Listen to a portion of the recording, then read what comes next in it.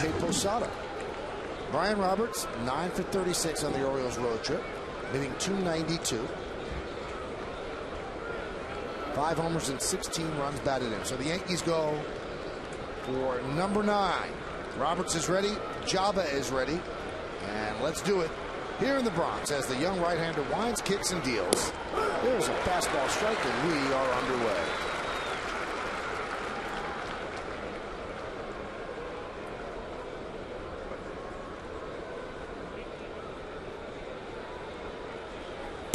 Joba had been having some first inning struggles, as Kenny told you in the scouting report, and they kind of changed his warm-up routine last time out, and it worked well.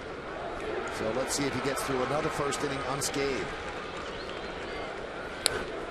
Whip foul. What he did was he went out, warmed up, sat down for a while as if he had thrown his first inning, and then he came back and started warming up again. Came into the ball game and pitched well against Minnesota. And you can see what he's done first inning ERA as opposed to the rest of the ball game.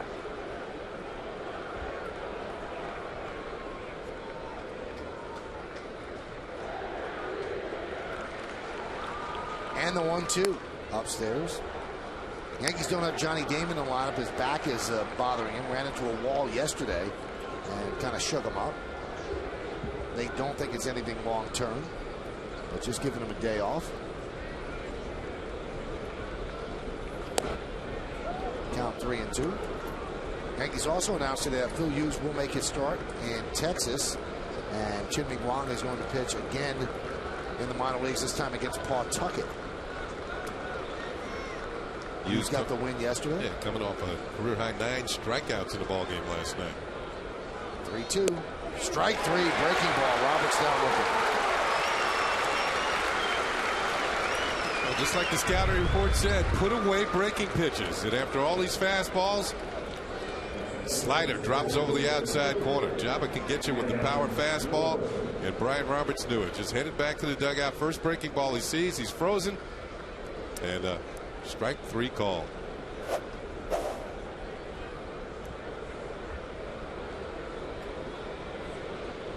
Here's Adam Jones.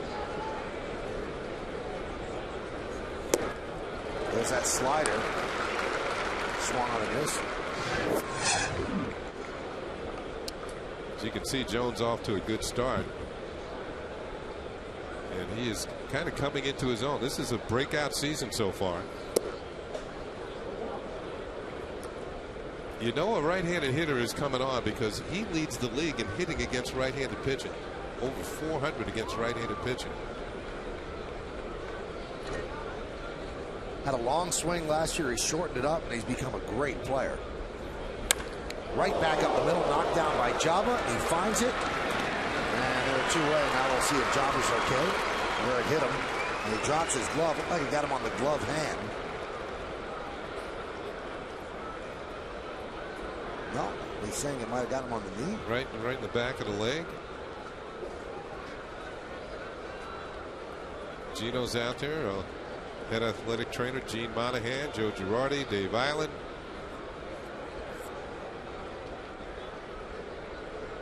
Gonna rub on that, try and keep it loose so it doesn't tighten up while he's out there on the mound. Might throw some ice on it in between innings if he's able to continue here. Let's see where the pitch is. Pitch is right there for it to be hit pretty hard. It is. You can see Joba got the leg up and gets the out, but this is one he's going to remember. And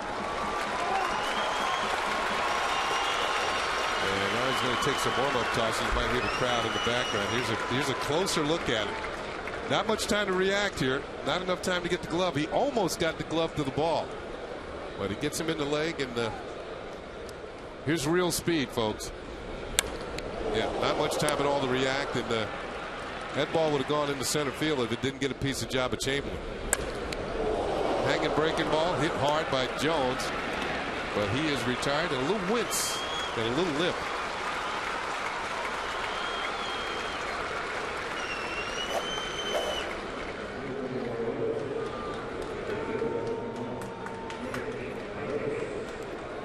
When you release that baseball, you get awfully close to the action.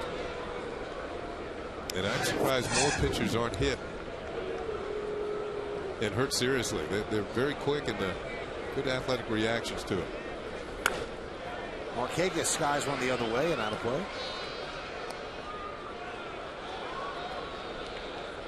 New York Yankees baseball is broadcast in Spanish. It's available by hitting the SAP button on your television. SAP is brought to you by Toyota, a smart way to keep moving forward.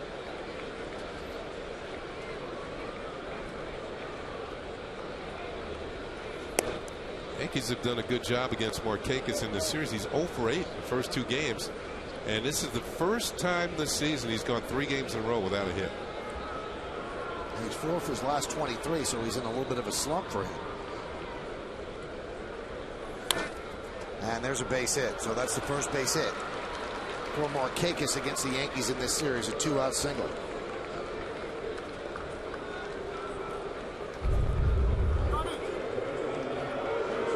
I was in the clubhouse before the game. Markakis was kidding because last night he struck out 3 times, all against Phil Hughes, and goes with it. When you're struggling, you're supposed to try and hit the ball back through the middle to the opposite field. So maybe he got it going. Well, the crowd boos Aubrey Huff as he comes up. The story's been told. Aubrey Huff hit a home run against Joba Chamberlain in the first inning, and the last started in Baltimore, pumped his fist around first and at home plate.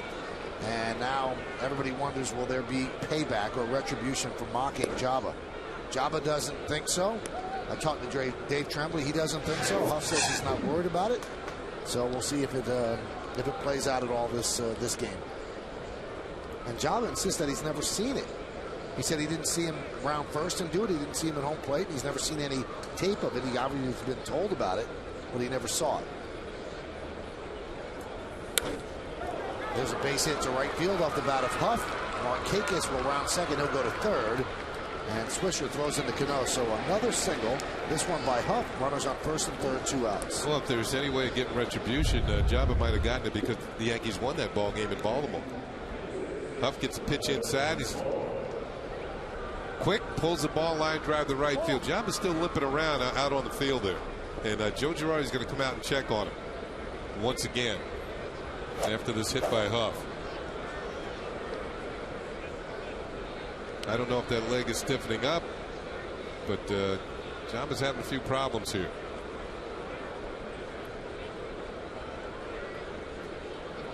Alfredo Aceves beginning to stretch in preparation and anticipation. That is home plate umpire Paul Emmel listening in on the conversation.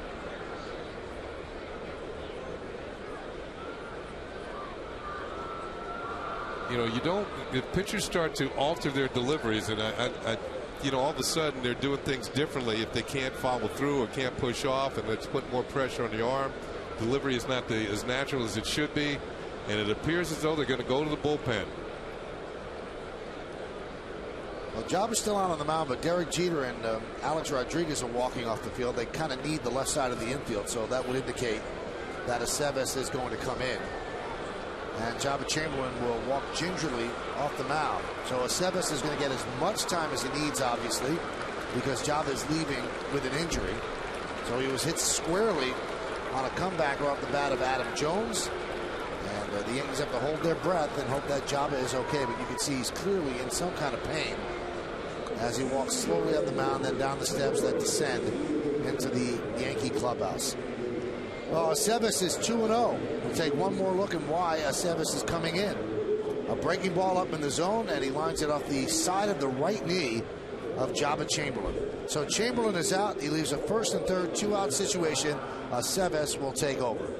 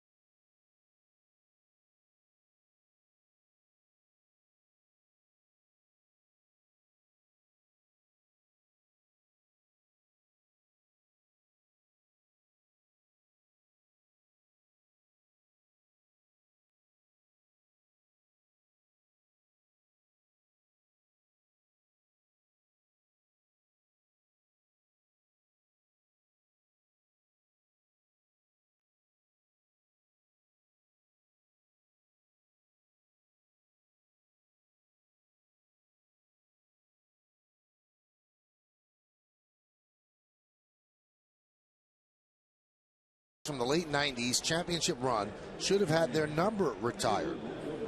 What do you think? Go to my9tv.com to blog or email us a video with your thoughts. It's Take on Russ, brought to you by Toyota, a smart way to keep moving forward. Well, an injury means that Aceves will have all the time that he needs, and he will warm up as if he's in the bullpen ready to go in.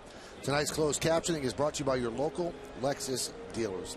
Baseball is very funny in an odd way, Kenny, in that you worry about these things, and you worry about making decisions on, well, what are you going to do with Phil Hughes when Chien-Ming Wang is ready to come back? And if you follow baseball long enough, usually these problems are solved just by what happens during a season. Now, we have no idea what's happening with Joba Chamberlain, but do you expect him to get knocked out in the first inning? And now the Yankees hold their breath and hope that he's okay. Well, certainly they hope that he'll be all right and be able to make his next start.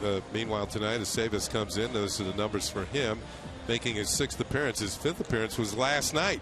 He pitched 2 innings, gave up a couple of hits, a strikeout, didn't walk anybody, no runs scored against him as the Yankees won 11-4. But Aceves is the long man, and he was used last night in the 6th and 7th inning and did a pretty good job. Well, Joe Girardi has to make a call to the bullpen that he did not think he'd have to make in the first inning, and is brought to you by Verizon Fios, over 100 HD channels and the fastest internet. This is Fios. This is big. Obviously, everything's been going well for the Yankees. 8 in a row. They've played great baseball. They've gotten good starts out of their starters. They've gotten great relief pitching. And now they are going to need their bullpen to give them 8 1/3 innings tonight. And that's with the Philadelphia Phillies, the world champions, coming in for a 3-game set tomorrow. So a lot on the shoulders of Alfredo Aceves. And Aceves actually didn't take as much time as you would think, but he's gotten used to warming up quickly because he's pitching out of the bullpen. 1st and 3rd for the Orioles with 2 outs. And Aceves is going to face Melvin Mora. Aceves' longest outing with the Yankees so far this season was 4 1/3 against Boston.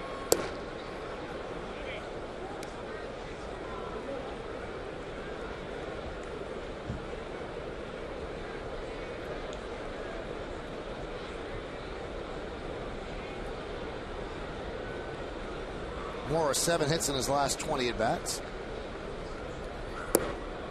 And the pitch is low, 2-0.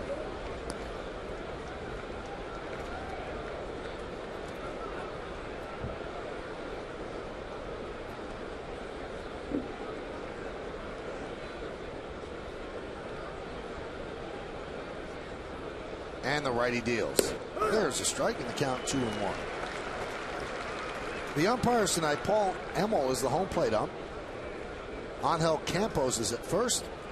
The crew chief, Gary Darling, at second, and Bruce Dreckman is over at third.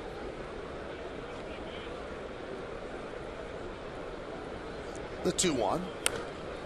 High pop-up and out of play. Aceves' assortment is he's got a good fastball, he's got a sinker, good breaking ball, good changeup. He throws a lot of pitches. What I like about him, he can get most of them over the plate anytime he wants, so he can throw anything in any count. Got a good demeanor on the mound. You never know if he's struggling. You never know if he's setting him down 1-2-3, 1-2-3, 1-2-3. He's just the same way all the time. A lot of experience in the Mexican League. 2 balls, 2 strikes, 2 outs, 2 on the pitch. And it's popped up. Shallow center. Going out Cano, coming in Gardner, and Gardner makes the call on the catch. So Aceves comes on and gets out of the jam left over by the injured Joba Chamberlain. No runs, 2 hits, no errors, and 2 men left on base. Orioles nothing, the Yankees coming to bat.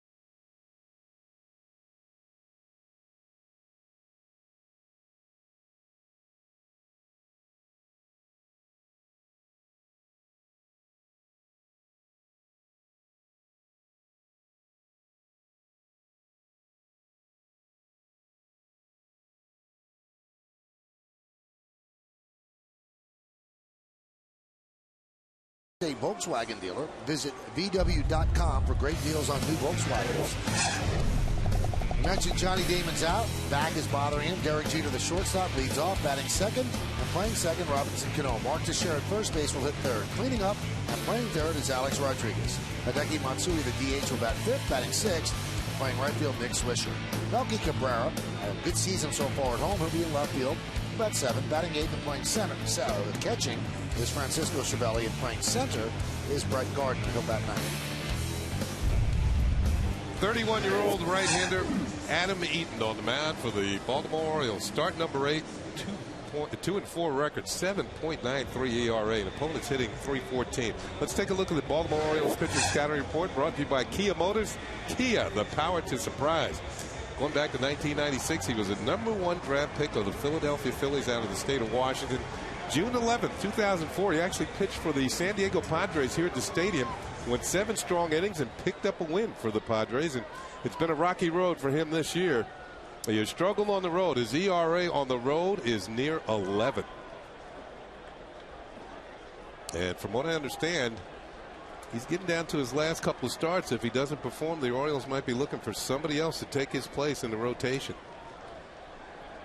Here's Derek Jeter to start things off. 7 for his last 24. And Eaton deals. There's a strike.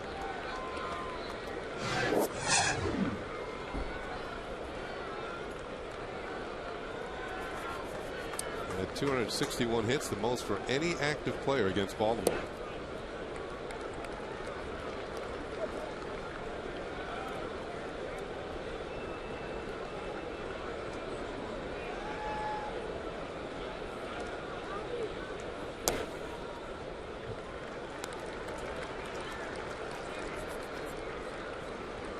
Eaton features a fastball that maybe touches 90, maybe a little above.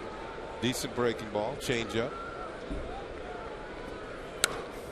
Driven out to right field. Fair ball, it's trouble. It is a fair ball. It goes into the corner. Markakis comes up throwing, and Jeter's in there with a double.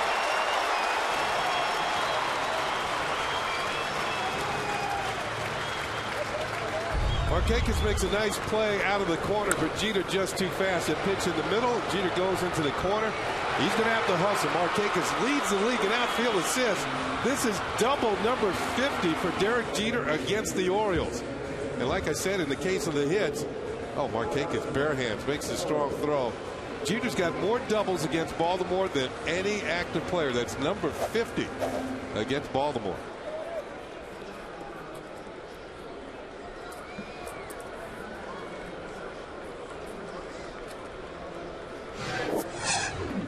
There's Cano moving into Damon's number 2 spot in the lineup.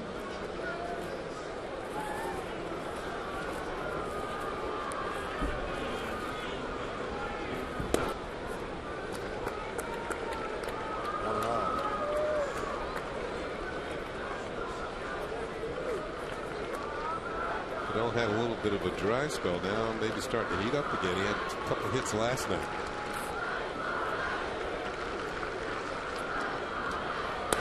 Line drive, right center field. It is a base hit. That's going to split the outfielders, and it's going to roll to the wall. Jeter scores easily. Cano will stop at second with an RBI double, and the Yankees lead 1-0. Well, that's the old trade places with them. The Yankees commence firing. Double by Jeter. Cano trying to pull the ball. His pitch is on the out at third. He does pull it, but he gets himself a gap. And this will be double number 11 for Cano. I said he had 2 hits last night. He had 3. And he has one here tonight that's going to put the Yankees on top 1-0.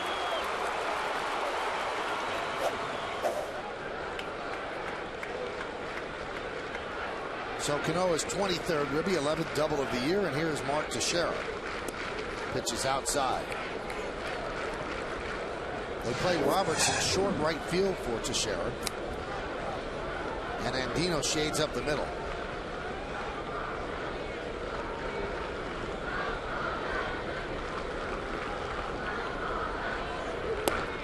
Keeping it away. Teixeira's 10 for his last 23. Michael, don't you get the feeling you could back Cano anywhere in the lineup and he'll perform? He's that type of hitter. Solid line drive hitter, occasional power that pitchers have to be aware of. And tonight, moves him right into Johnny Damon's spot, and delivers in the first inning just as if it were Johnny Damon. There's a strike. I always thought that he'd be a perfect number 3 hitter, but with an 8-year contract given to Teixeira and Alex Rodriguez 8 years after this, he's not going to be at the number 3 hole, but he can hit anywhere. Yes.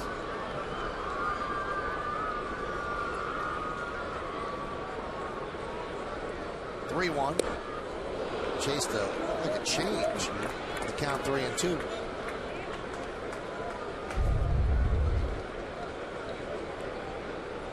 And not only it was off the plate, it might have been ball 4. Teixeira expands the strike zone.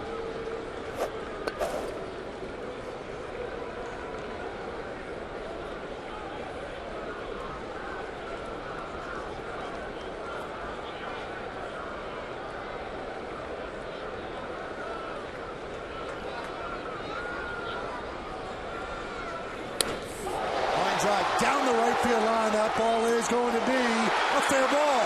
Markakis plays it again, fires to second. Teixeira's in there with an RBI double. Cano scores. Yankees up 2-0. Yankees are doubling their pleasure. Well, last night it was 3 consecutive home runs in the second inning. Tonight in the first inning, 3 consecutive doubles. Jeter, Cano, and now Teixeira. That corner's getting a workout. Jeter's double went that way, and Teixeira follows him.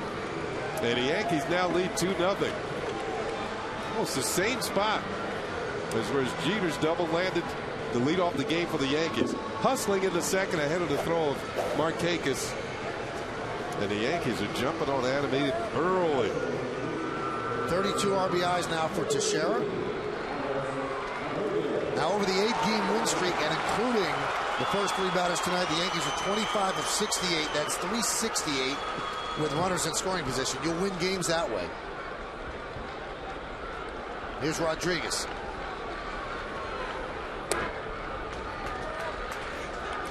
Count 1-0. First base is open. Matsui is on deck. Yeah, Michael, we talked about this last night. A-Rod's getting some walks lately since he's been back. And I saw Alex before the game. He said, I told him to stay patient. He said he would. He hasn't been getting many pitches to hit. He walked twice last night. But in walking twice last night, he scored 2 runs. So maybe not Matsui driving in, but somebody did. And that's how you make the other teams pay. This looks like an off-speed pitch. Slow breaking ball. Alex out in front for the strike. Here's a look. Gets the foot down, but the pitch never got there in time.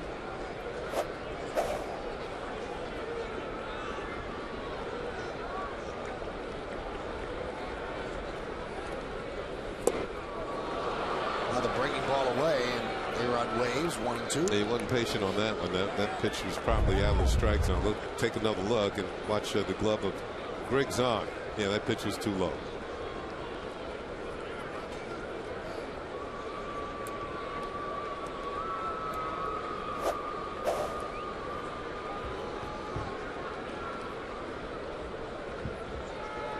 Since coming out the DL, A-Rod has not had a day off. He has DH'd one day, but he has not had a day off. Been very, very resilient from game to game, coming off serious hip surgery. Grounded to third. Mora. And there's one away as Teixeira stays put at second. But the thing about that, he checks with Joe Girardi every day, or I should say Joe checks with him to see if he's okay to play. And so for Alex, he said it's a go.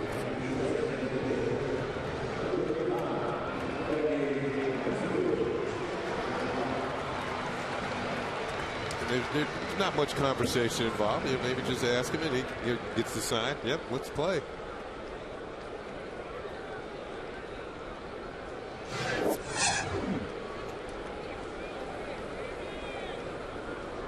Matsui, 3 hits in his last 17 at bats, hitting .252 overall.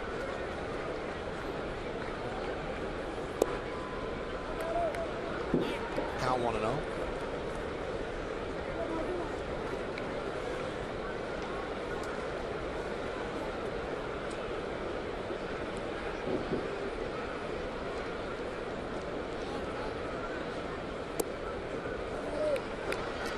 Eaton's longest outing of the year was back on April 23rd against the Chicago White Sox in Baltimore. He went 7 1/3 innings. He's been pretty consistent though. 5, 5, 5, 6, 7 and a third, 4, 4. So it's going to be a bullpen night more often than not when he's on the mound. Hot shot to Brian Roberts. 2 outs as Teixeira moves to third.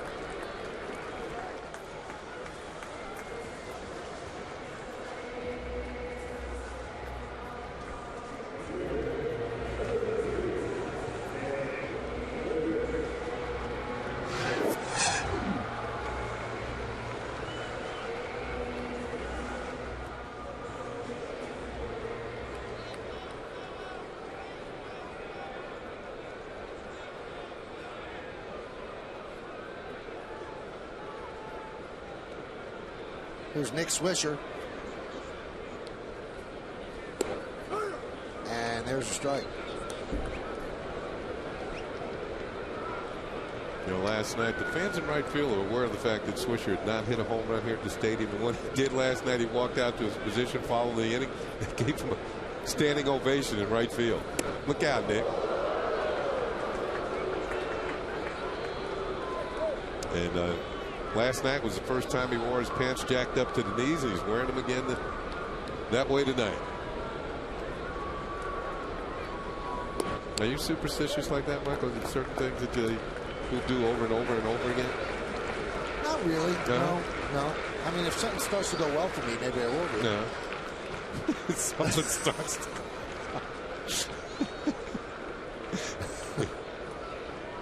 2-1. A little bit low. All right, let me know. All right.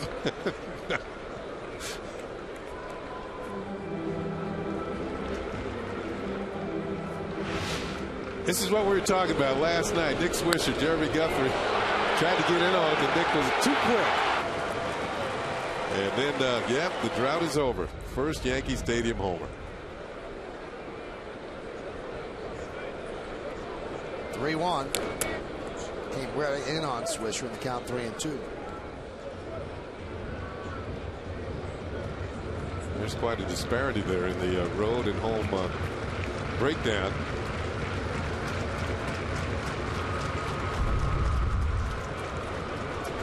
Wants to follow through with the bat. Oh, man. You believe catchers years ago did not wear anything besides the mask?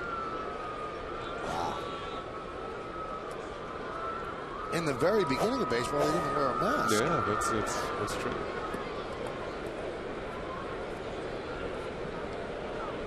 Very ornate design on that mask by Briggs on. Saving a beauty.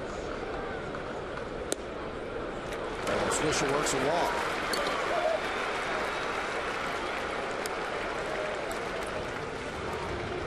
Now Dave Tremblay and Rick Kranitz, the manager and the pitching coach respectively for Baltimore, they have the last few years the pitching has been the problem. You know, the Orioles are a decent hitting ball club. They got some guys who can hit and drive in some runs, but the pitching has not been of Oriole quality of years gone by. You think back, that they had a 20-game winner for 13 years in a row. They had at least one pitcher win 20. Melky laces one into left center field. That is going to be a base hit.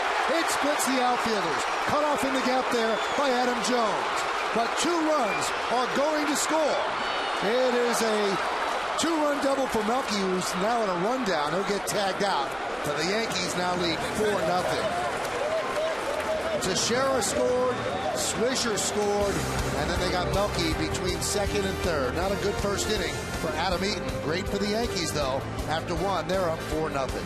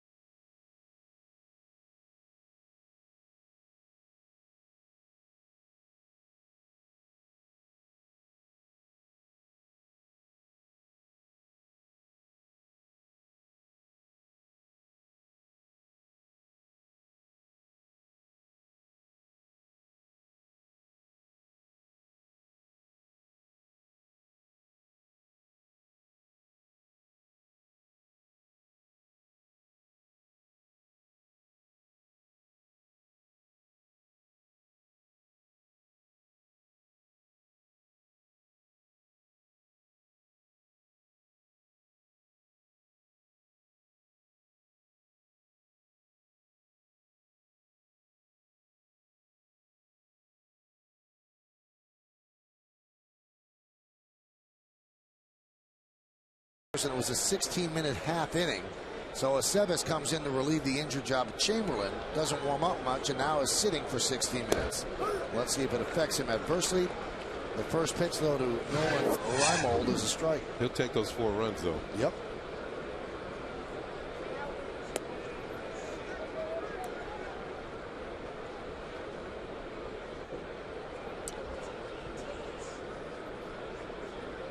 One. Foul the other way. Talked to Dave Tremblay about Reimold and why he was playing him. He said, you know what, I'm of a firm belief that if you're going to call a kid up from the minor leagues, you have to play him every day, especially if he's an everyday player in minors. So we didn't call him up to sit him on the bench. So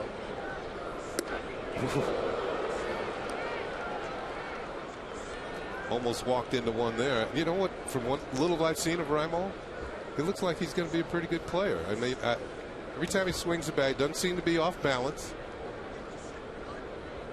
Haven't seen him really throw, but he supposedly has a very strong throwing arm. Popped up, Cervelli and A-Rod. Cervelli goes a long way and makes the play. 1 down. And talking to first base coach John Shelby, he has a feeling that you're looking at the Oriole outfield for a long time to come. As Cervelli makes his play, hands it off to A-Rod. He's got some kind of injury, Cervelli.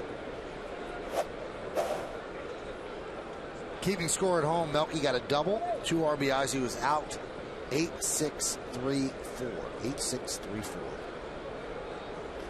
Cervelli was into it. Now, yesterday I was talking to him before the game. He wasn't playing yesterday. I said, you get a night off, but he said, I got to be ready, just in case. Felix P.A. pops it up. High pop-up to Shera. Will make the play for the second out.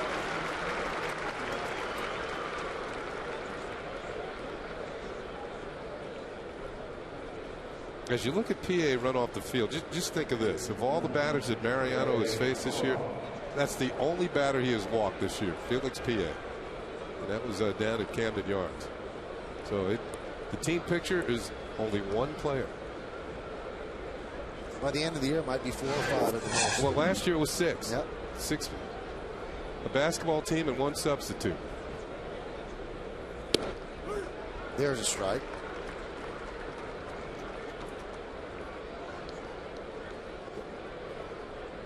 Zahn 1 hit in his last 13 at bats. It's strange. You see Zahn struggling and Chad Moeller struggling, not hitting, and they have one of the top prospects in all of baseball ready to come up, and Matt Wieters, their catcher. But they're taking their time with him, and I guess they're playing the arbitration game as well. Sooner or later, you will see Wieters, and people compare Wieters to a guy like Joe Mauer. He could be that good. Well, I heard switch hitting Joe Mauer, because Wieters is a switch hitter, and I heard probably next month in June sometime. I gotta think about bringing some of those young pitchers up too. I mean, what the heck? They're in last place. Bring them up. Let them see what they can do. I guess there's some school of thought that if you bring somebody up too early and they get hit hard, that you might damage them. All depends on the demeanor of the pitcher that you bring up. You know, you can look at it as a learning process, and they're going to improve. They have to know their guys, as you said. Yeah, that's right.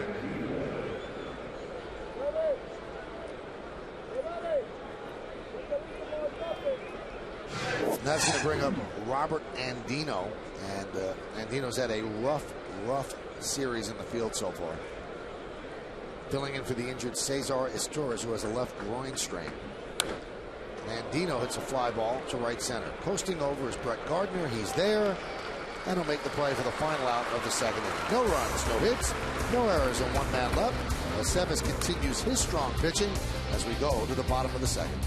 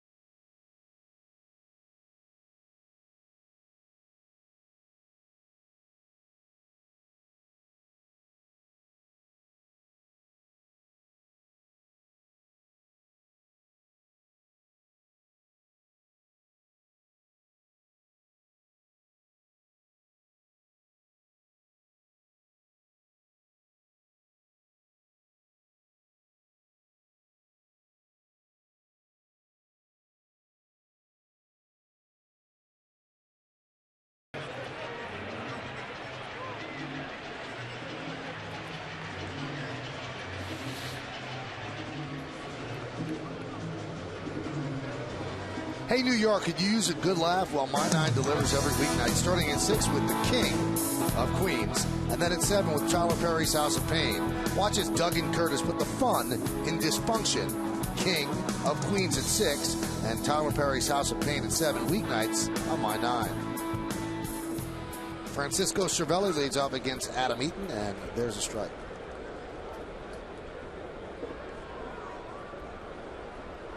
It'll be Cervelli, Gardner, and Jeter against a 31-year-old right-hander.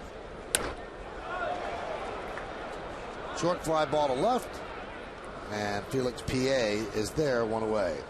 Tonight's Smile of the Game is brought to you by McDonald's. Satisfy your burger craving with the big, beefy taste of McDonald's double cheeseburger.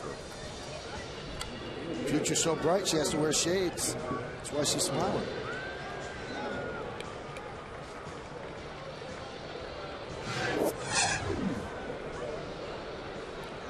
Here's Brett Gardner. He's been out with a sore shoulder after a collision he had at home plate with Joe Mauer. And there's a bunt. Now, yesterday he was not able to swing a bat. He could have pinch run. And he could have played in the outfield if he had to, but he would not have been able to swing a bat.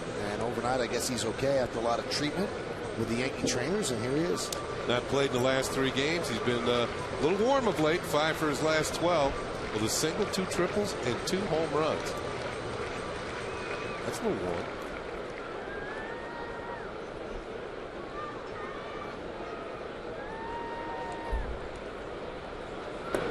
And one of those homers, the inside park variety.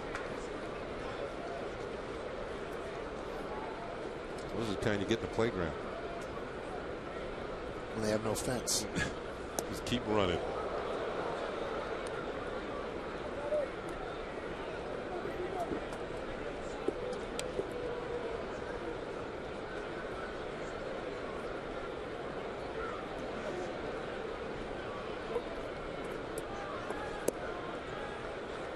Count 3-1.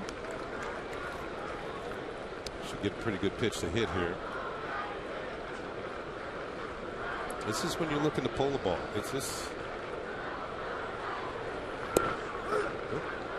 Pitches away.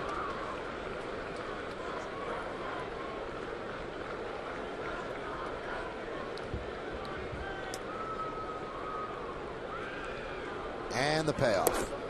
And that's not what you want to do if you're eating. Walking the speedy Gardner.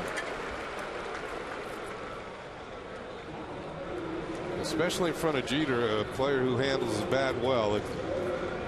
Jeter's ability to hit the ball to the opposite field with Gardner's speed, you're looking at first and third.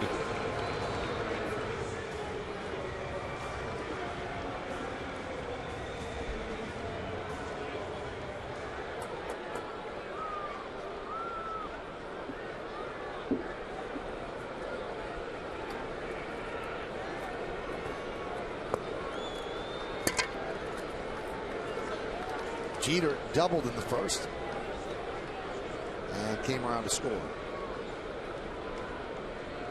Now, sometimes we take for granted because we're always around a big league ballpark, but there are people that this is really a treat for, and Dave Tremblay is one of those people. He spent 20 years in the minor leagues toiling long bus rides, A-ball, rookie ball, double-A, and never really complained. And he put it best to me today. I said, well, is this what you expected it to be when you were making those long bus rides? He said, being in the big leagues for me now is like watching color TV for the first time. That's a good way to describe it. He said when he was talking with Joe Girardi before the first game, because he had managed against Girardi in the minor leagues many years ago, he said, who has it better than us? He said, we're standing in this beautiful ballpark, Yankee Stadium. He said, and we're about to manage a game between the Yankees and the Orioles. That's a long way from Double-A.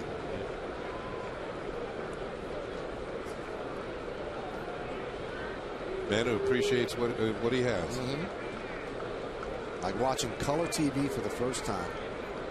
In HD? I guess. Foul boy. Jeter with that double in the first inning is now hitting 5 straight games.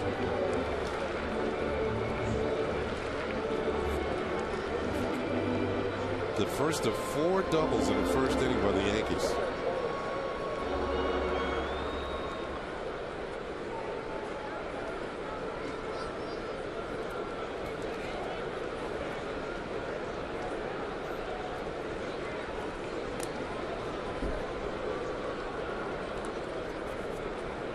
You can run on Zahn. He is not great at throwing out base runners. 38-year-old catcher. And against Adam Eaton, you can run against him, obviously. 9 for 9 in stolen base attempts. Last year, 3 for 7.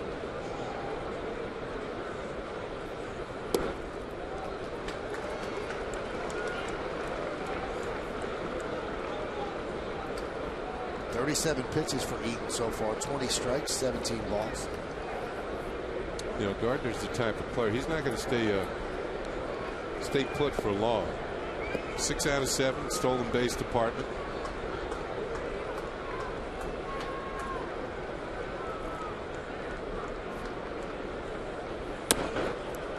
Chop. It's going to be a tough play. Eaton fields, fires to first. They just get Jeter for the second out.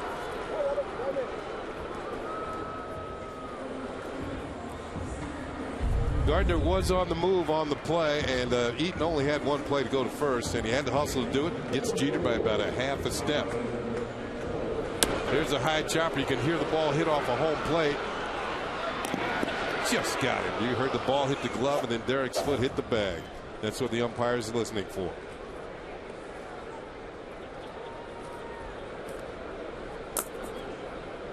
Here's Cano. He doubled and drove in a run in the first inning. 23rd rookie of the year. That one's driven deep to right field. That ball is gone. A laser shot into the short porch and right. A 2-run home run for Cano, and the Yankees lead 6-0.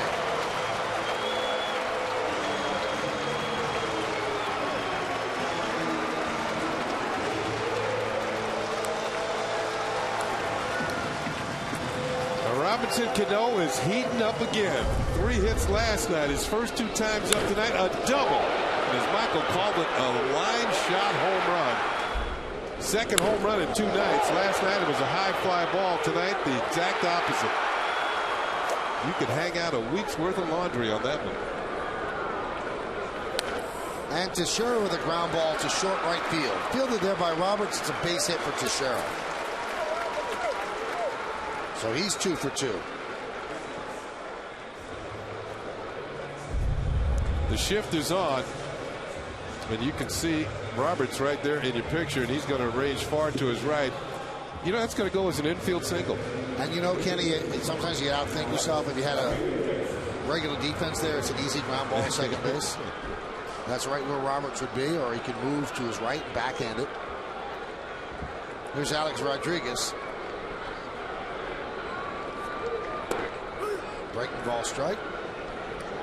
Well, the way the Oriole bullpen has been, Tremblay is not in any hurry to get anybody up. So Adam Eaton's out there for a while. Now Cano just hit his 8th home run. He did not hit his 8th home run last year until July 21st. The Yankees are well ahead of their home run. Not only him, but the whole team's well ahead of their pace from last year. That was the 65th home run for the Yankees this year. Popped up. Huff toward the seats. And he runs out of room as he goes into the camera pit. Now last year at this time they'd only hit 40. So they've hit 25 more home runs this year.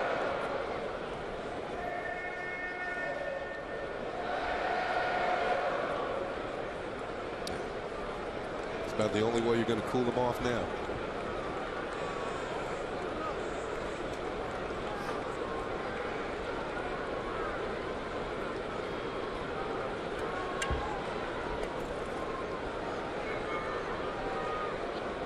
The 1-2.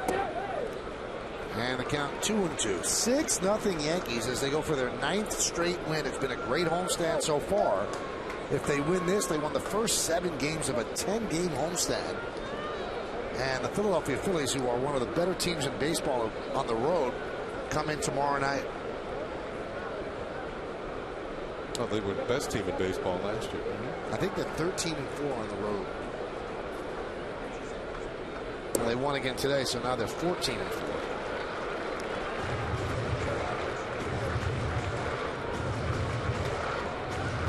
Phillies were in Cincinnati today. 14-5 because they lost last night. So now you got the stat. Teixeira goes. Line into left field. PA is there, and he'll put it away for the final out of the second. But the Yankees scored 2 runs on 2 hits, no errors, and 1 man left.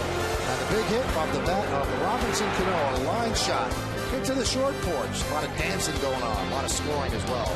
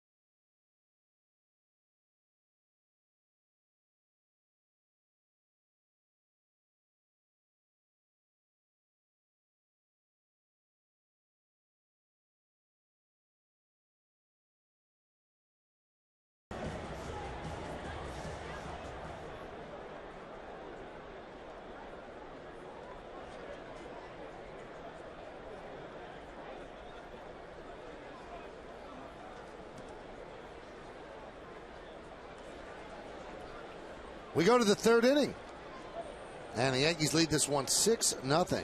Brian Roberts against Alfredo Aceves, and it's fouled away.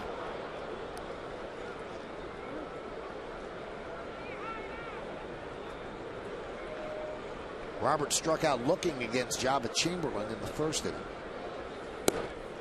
Now Joba lasted just 2/3 of an inning. Then you see on the PC Richard and Son scoreboard, Yankees are up 6-0.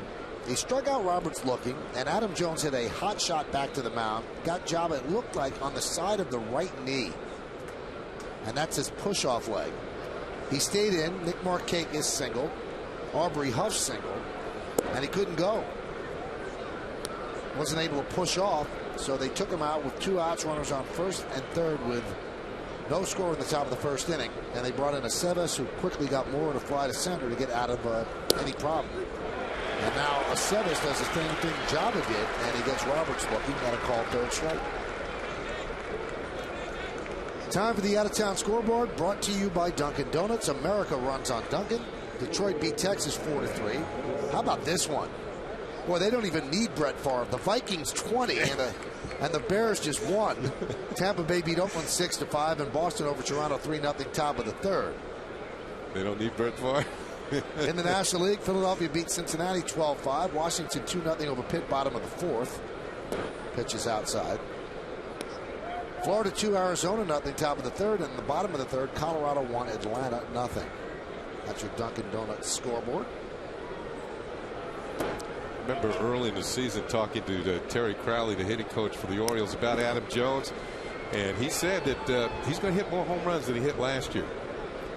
When Jones homered last night, he tied the number of home runs he hit last year. He hit 9 last year. He's got 9 now.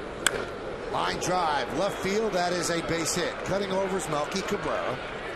And he holds Jones to a single. Boy, Jones is a different player than he was last year. First of all, during the course of the season, you could see him get better and better. He wasn't chasing as many pitches out of the zone. And when you throw him any pitch that's belt high or even higher, Well, he is deadly with the bat. He's very quick. I mentioned how well he's hit against right-handed pitchers, and that's good for a right-handed hitter, especially a young one. He leads the league in hitting against right-handed pitchers. He's 1 for 2 tonight, so he's .410 coming in. That's going to go up a notch or two. But he is some kind of ball player. And just think they got him in a trade.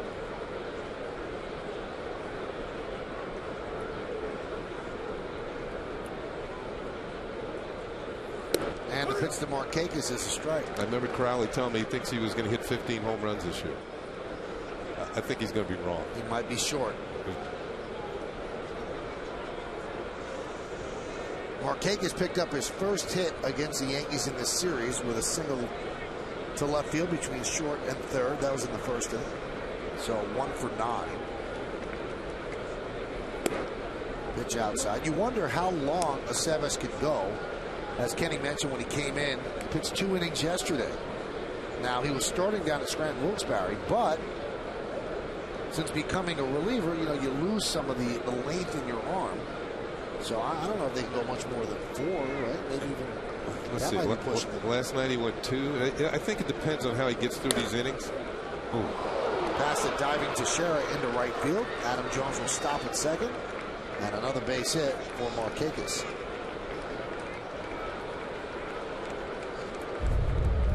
Markakis was talking in the clubhouse before the game about how he had struggled last night, struck out 3 times, flat out to center, 0 for 4, hadn't had a hit in 3 games. And, you know, sometimes your number doesn't come up. You got to be ready. That's why baseball's an everyday game. You go out and struggle one day, you can come back the next day, and he got himself 2 hits. And he almost didn't get it because Teixeira had made the effort to try and come up with that one. Showed Joe Girardi and Dave Island going to be watching Aceves closely. You know, what'd you say, 4? 4 at the most, I think. They might be happy with 3.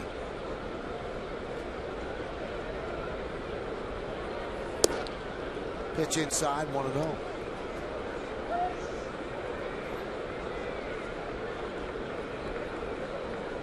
And Jose Berrios beginning stretching exercises.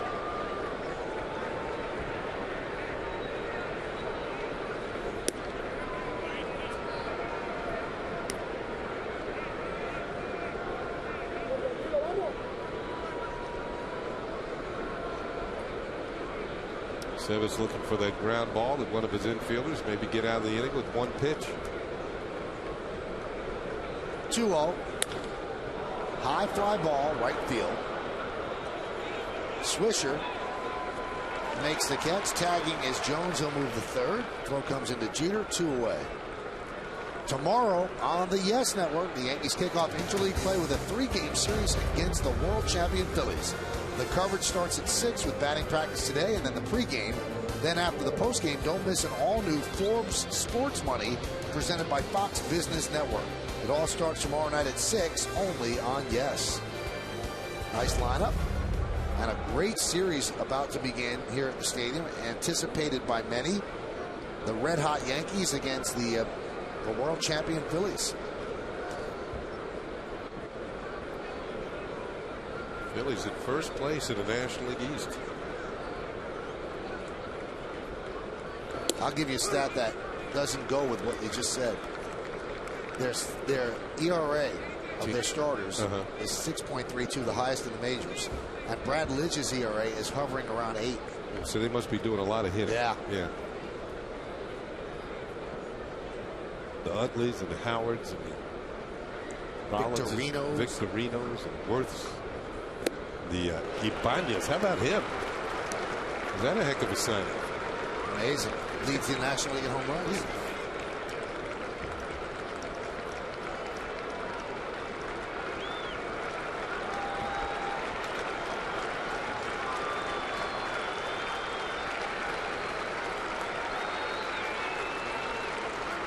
Jimmy Rollins starting to get hot. He was hovering around the Mendoza line, and he's raised his average 35 points on the recent road trip. Now, you remember seeing Ramiro Mendoza play? You mean Mario Mendoza? Mario, yeah. Ramiro, I remember. Yeah, I remember him too. Yeah, I remember Mario. Yeah. Didn't hit very much. Ergo the line. The 0-2. Look out.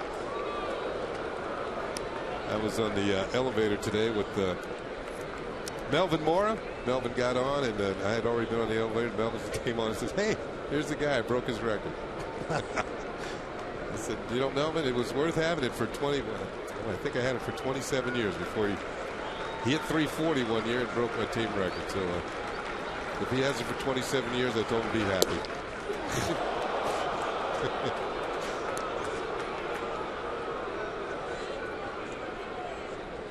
It was back in 2004. So what is he at? 4 years he's at. Not even close to your staying power. 2-2. Grounded to Jeter. And he'll go the short way, and Aceves works out of trouble. No runs, 2 hits, no errors, and 2 men left on base. We go to the bottom of the third, 6-0 Yankees.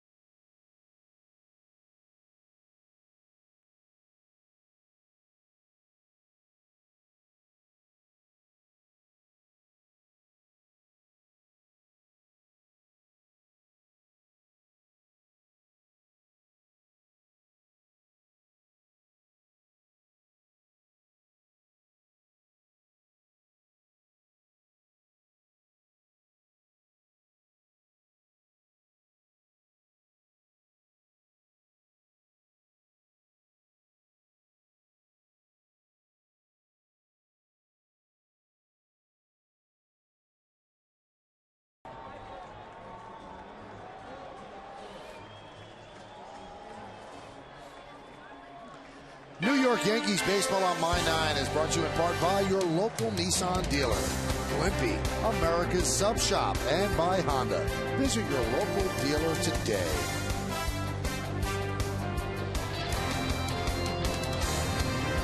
Hideki Matsui leads off the bottom of the third, and Adam Eaton deals low 1-0 on the PC Richard & Sons scoreboard. It's 6-0 Yankees as they have their eyes on a 9-game winning streak.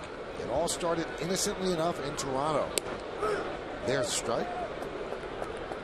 The Yankees had lost to Roy Halladay in the opening game of that series, as Halladay was, well, quite frankly, he was Roy Halladay, and he beat the Yankees and fairly easily, a complete game, and then the Yankees came back and won the next 2 games of that series, and on home the Yankee Stadium, they haven't lost since. The Fleet's in.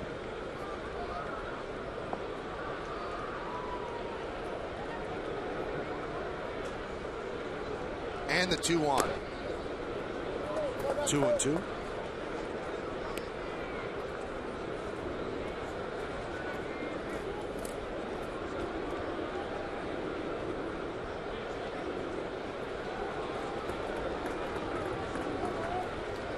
My dad was in the Navy way back when.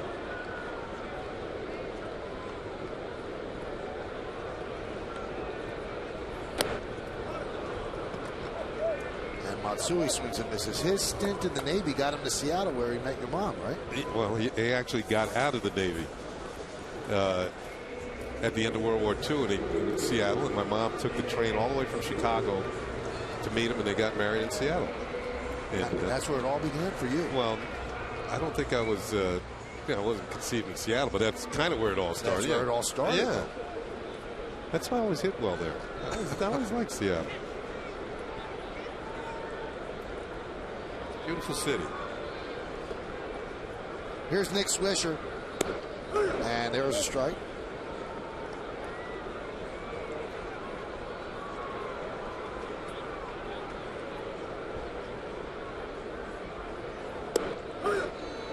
And another strike.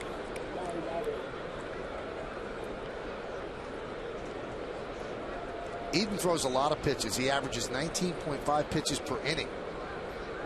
And that's the 4th highest amongst pitchers with at least 5 starts. The other 3, Oliver Perez, 20.8 pitches per inning, and he's on the DL. Dana Evelyn, 20, and Phil Hughes, 19.8. Well, those pitchers have something in common. They a lot of base runners, although Hughes, I talked to him before that he had an outstanding game last night. I talked to him about it. Remember, Matt? He was throwing all fastballs last night. And he said, if I was going to go down, I was going to go down with my best stuff.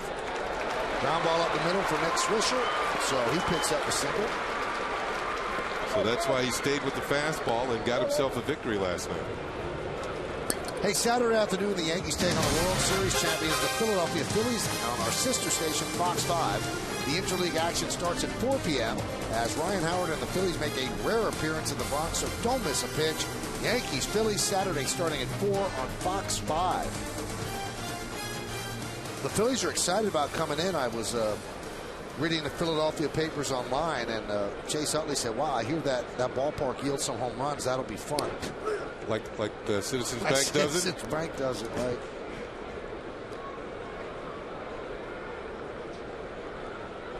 He's got a beautiful swing on. Short, compact, quick to the ball.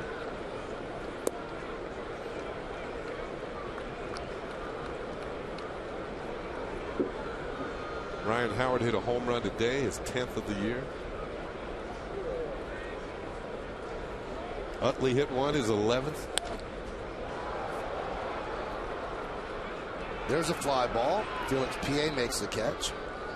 I was talking to a friend of mine from Philadelphia today who hosts a talk show out in Philly, and he said that a place like Yankee Stadium with the short right field porch could really foul up Howard, because if he tries to pull the ball, he gets out of what he does well. His power is to left center field, which really is rewarded at Citizens Bank, which has a short left center. Here, you're looking at 399 out there, so it'll be interesting to see what Howard does. Yeah, Howard led the major leagues in opposite field home runs last year.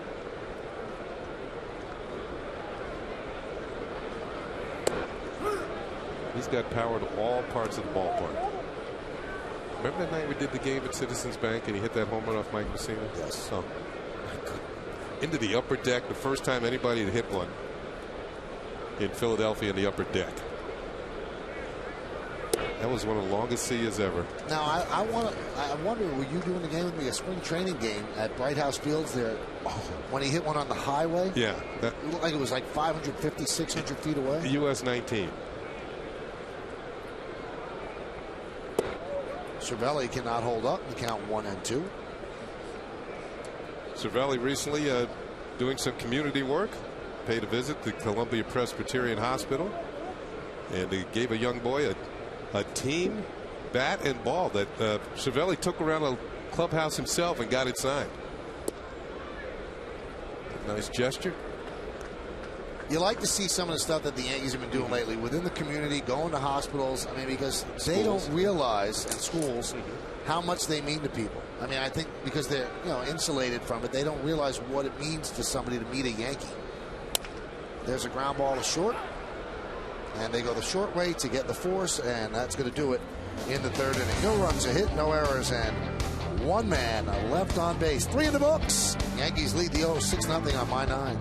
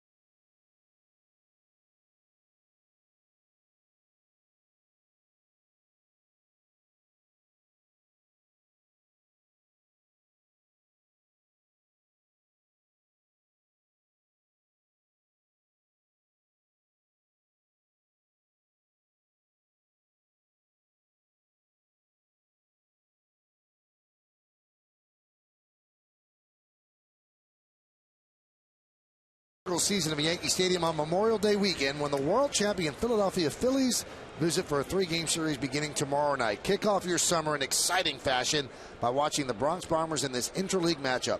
Log on to Yankees.com or call 877-469-9849 to get your tickets today before they're gone.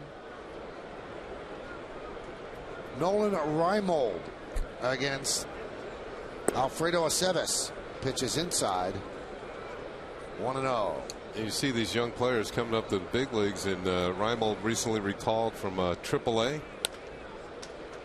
Ground ball in the hole. Jeter cannot make the play. Bounced off the heel. They'll probably score that a hit.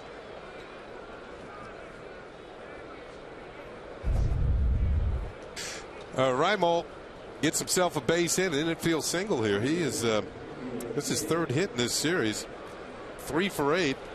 Including last night's first major league home run. I was going to say that you see these young players come up. You want to know where they're from? Reimold is from Greenville, Pennsylvania. 6'4", 205 pounds.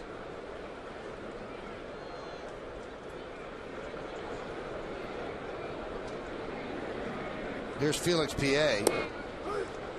And there's a strike. Well, PA has had kind of an odd career. He was the future star for the Chicago Cubs. He was can't miss. He was going to be their center fielder for a long time. Hasn't happened. Got traded to the Orioles. Hasn't happened here. He's kind of lost his grip on a job here, and you wonder, is he letting this chance waste away? Because he's got the skills. He just hasn't been able to put it all together. Yeah, he was supposed to be the left fielder. And with Luke Scott getting hurt on the DL, they called up Reimold. Reimold's a left fielder. And I have a feeling that Reimold's kind of putting himself into the picture here.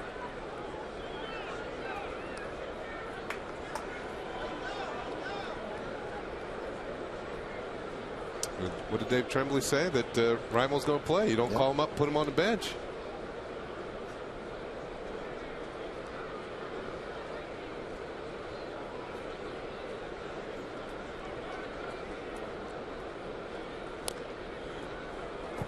Grounded foul.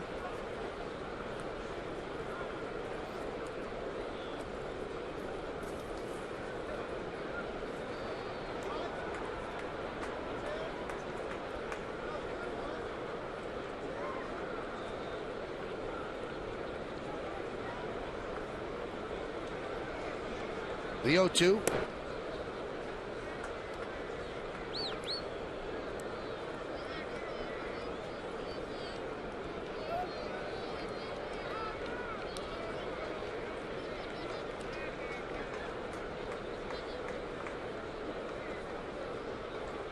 One-two pitch, popped up on a changeup.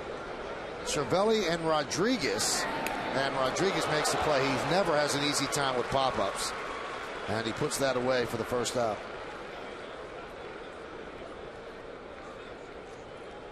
And the whole team knows that he struggles with pop-ups, and that's why the laughter happens. Yeah, that's a little out of Cervelli's range. So Cervelli standing by, and A-Rod reaches back over the left shoulder. Short, choppy steps, puts on the brakes, and makes the play.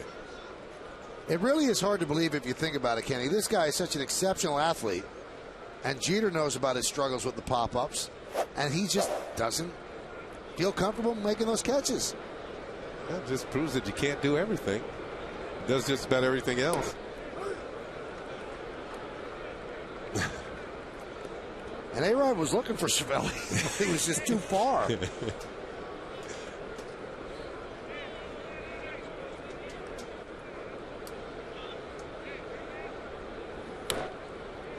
Popped up, but out of play. You know, I get the sense that here at the new Yankee Stadium, there's a little bit more room in foul territory than there was at the old Yankee Stadium. Not behind the plate. Not behind the plate, but down towards the dugouts. I mean, in this area right here, there's a little more of a curve here. The old Yankee Stadium used to come straight down. And the same thing on the first base side. So, you know, the old Yankee Stadium was famous for very few pop-ups in foul territory being caught. I think there's going to be a few more here this year, which is a help to the pitchers. I mean, it's not Oakland, but still, no other place is Oakland. I mean, you could put another field between the foul line and the dugouts there.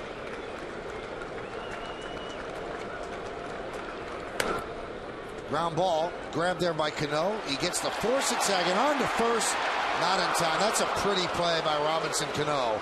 And Jeter points to Cano as you would in a basketball game after a nice pass by a point guard. Well, Cano had to range far to his left, and this is the reason why Zahn's got to be safe at first. There's the accurate throw to second for the force, and you can see that Zahn just avoids the double play. This would have been a spectacular double play. Leaping in the air. I mean, this is acrobatic. Then Jeter trying to turn it over.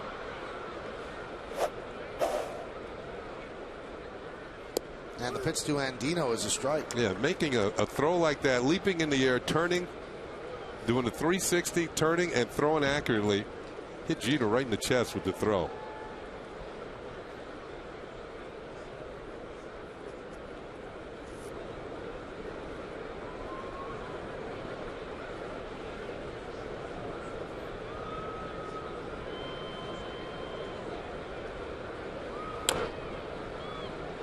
Count 0-2. Boy, Aceves has looked good.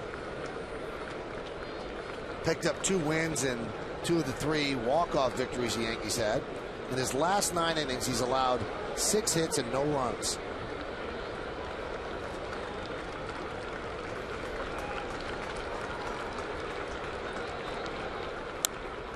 Punched out, much easier play for Cano. He does the backhand flip to Jeter, who dances near the bag to step it on and get the force.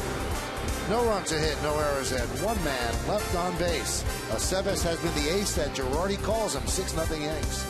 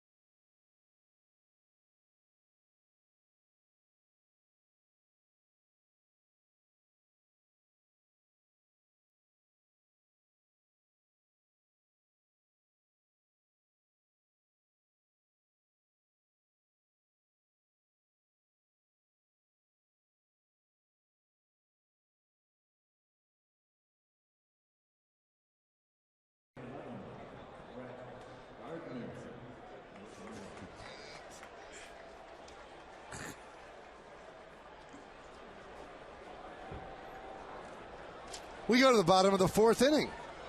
We're here on a gorgeous Thursday evening at the new Yankee Stadium. And there's a strike. 6-0 Yankees. Sources are telling me, Kenny, you've been taking advantage of the weather and walking around the city. A lot of spottings of Ken Singleton. That's what I'm hearing. You got people following me around town? Yeah. I like to know what my guys are doing. They've been to some good places.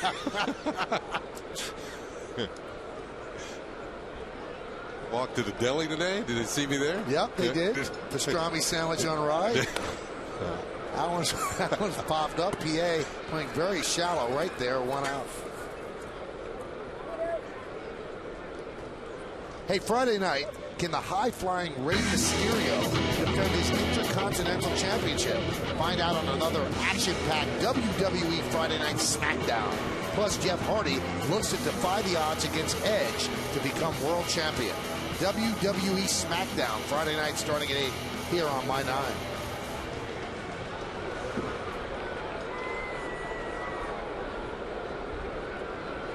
Here's Derek Jeter. Derek is 1 for 2. Breaking ball. 0-1. Jeter got it all started tonight. Double into the right field corner. His 9th double of the year. Here we go. This might be the answer to your question, Michael. How many innings that Vesavis is going to go? Well, right now he's at 3 1/3. Got the final out of the first and put up zeros in the second, third, and fourth. Just chilling. He pitched well last year in the rotation, and he's done a good job in whatever role the Yankees hand him. The 1-1, 1-2. Well, Eaton's kind of lived up to his billing. In 6 of his 7 previous starts, he has allowed 4 earned runs or more. And the Yankees have put 6 on the board here tonight.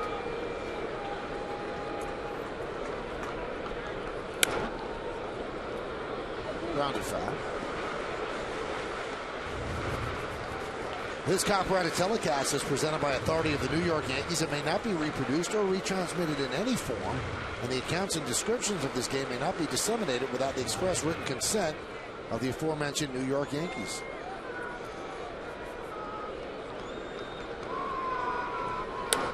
Popped up on a changeup. Roberts, 2 outs. Well, yesterday the Orioles starter Jeremy Guthrie got roughed up early and then settled down, and it seems as if Eaton is settling down as well. But you have to wonder, like last night, has that ship sailed? On Fleet Week, yeah. It seems like it has. This is the first time that Cano has batted second this year. He's seen 2 pitches tonight, a double and a home run. Oh, finally, they threw him a ball, something he couldn't hit.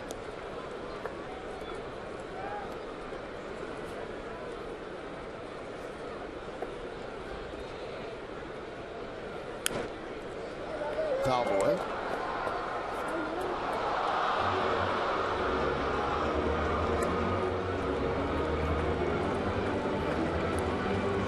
The Orioles have had some struggles against the Yankees. They haven't defeated the Yankees in a season series since 1997.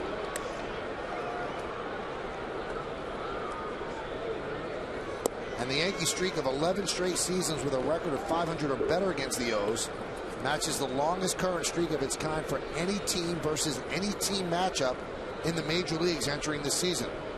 The Angels have an 11-year streak against the Tigers.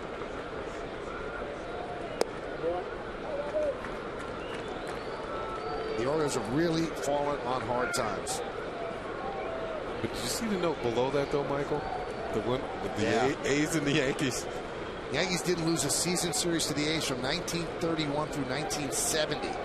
40 straight years. And that went through 3 cities, Philadelphia, KC, and Oakland.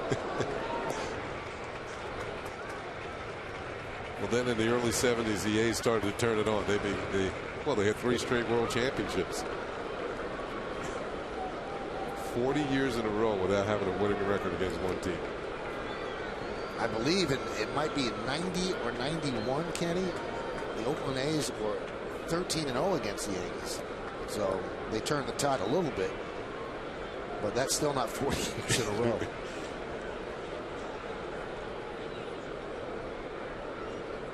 Three-two. Foul boy.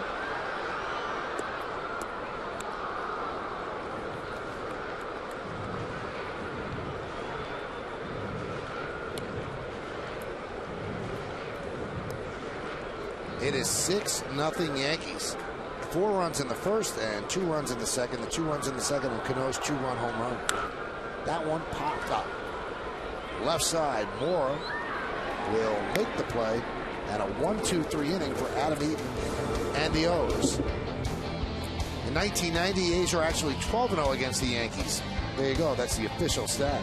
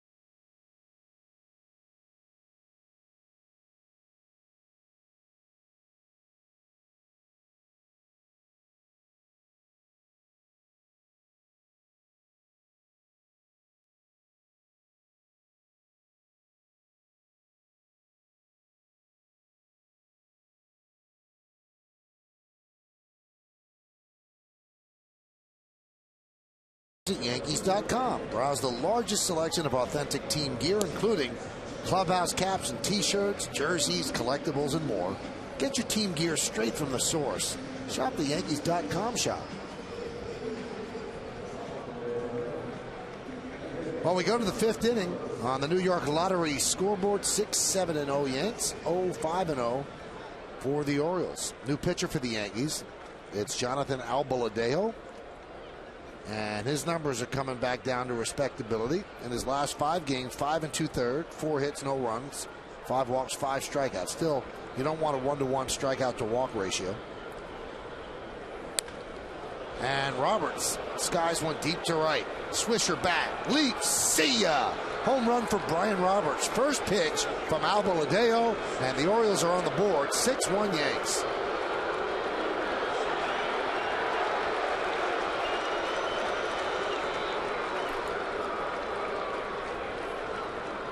So for Roberts, his 6th home run of the year, and Baltimore is on the board. Roberts, if you get one in his wheelhouse, he could do some damage. Even though he's barely over 5'9", he's hit 12 home runs against the Yankees. That's the most he's hit against one team. This is his 12th against him in his career. Swisher getting to know the fans in the first row, but he needed to get back in about the 6th or 7th to catch that one.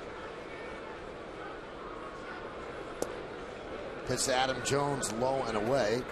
Kudos go to Alfredo Aceves, who came in an emergency relief role after Joba Chamberlain's injury. And he gave the Yankees 3 1/3 scoreless innings.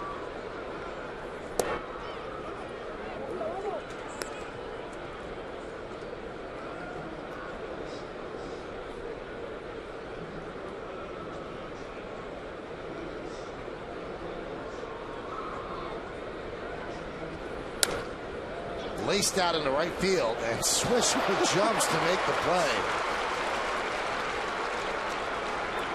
Made that play like an infielder. Yeah, that was a little unusual. Well, first of all, it's hit well by Adam Jones, slicing away from Swisher. I like the effect of the legs. Watch the legs just open up here, and he makes the play. Swish leaping up on the wall, leaping to make catches, just having a good time. I guess it's not in the way you do it, it's all in the result. Pitch to Markakis is a strike. Swisher's last team, the Chicago White Sox, trying to complete a big-time deal, sending 2 of their best minor league pitchers to the Padres for Jake Peavy. There's a ground ball to second. Cano is there for the second out. But Peavy has a blanket no-trade clause, and he has to decide whether or not he wants to accept the deal. And his agent has come out and said, you know what, he'd rather not at this point because he really wants to stay in the National League. And that's what Peavy's done so far this year. 3-5, 3.82. Averages 10.1 strikeouts per 9 innings. Opponents at 220 against him. Tell you what, if he looked at the scoreboard today, there's no way he's going. White Sox were beaten 20-1 by the Minnesota Twins. He's probably thinking, yeah, they really need me, but I don't know if I want to be part of that. There's a ground ball to first to Shera right there. So Albaladejo rebounds from the home run of the bat of Roberts, and in an 8-pitch inning, he allows just this 1 run. A solo home run by Brian Roberts. At the end of 4.5, we're halfway through. 6-1 Yanks.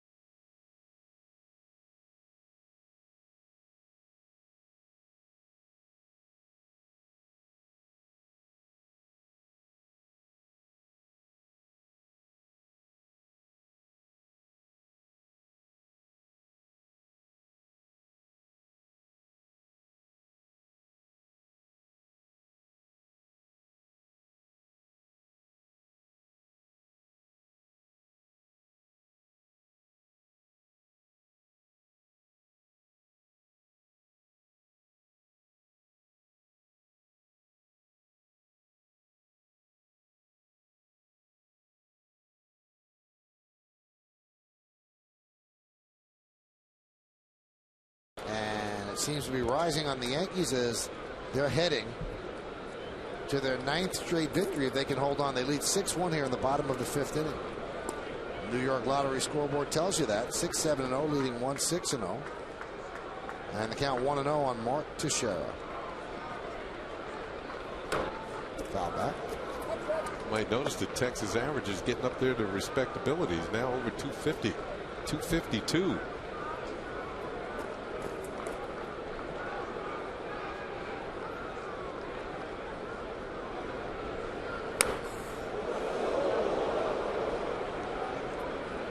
When you are walking around, walking up the home plate, you see you're on the interstates. Well, you want to get off as quickly as possible. And in a way, he's gotten off of the interstates very quickly. In a hurry.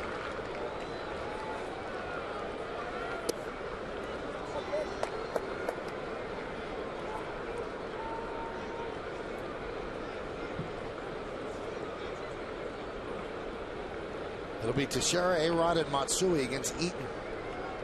Bottom of the 5th. Hot shot to short right field. And they make the play, the rare 4-1. So that time the shift worked. Last time it gave up a hit. That time it took one away. Ball's hit well by Teixeira. You can watch Aubrey Huff with the one step and a dive, no chance. But it's Brian Roberts from short right field. And Eaton heads up, gets over the cover right away. And he's the one who's going to have the put out here. 4-1 on the play.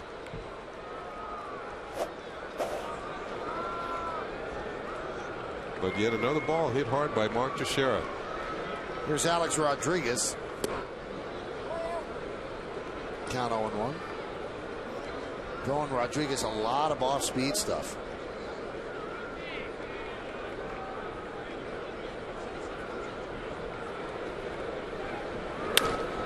Hot shot to short. Oh, nice play by Andino.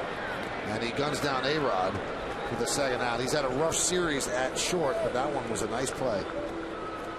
Looked like he came up with that ball behind him. Let's see that last hop as it was a hard smash off the bat.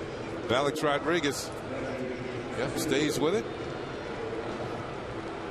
The spin move and the throw for the out. Andino in place of Cesar Izturis, who has got a left groin strain and is day to day. Pitch to Matsui is outside, 1-0.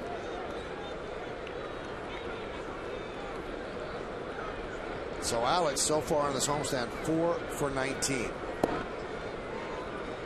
But you get the feeling around this Yankee team now, they're not worried about their statistics. As long as the team keeps winning, everybody is quite content. They're getting closer to where they want to go.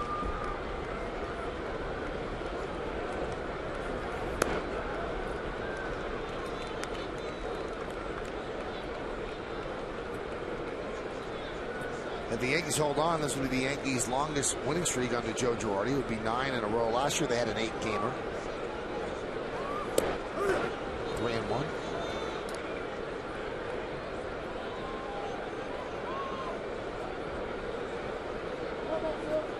Matsui grounded to second and struck out so far tonight. That one's driven deep to right. There it goes. See ya! Into the second deck. A solo home run for Hideki Matsui. And the Yankees lead 7-1. Well, the Yankees got that run back that Brian Roberts had put on the board for Baltimore.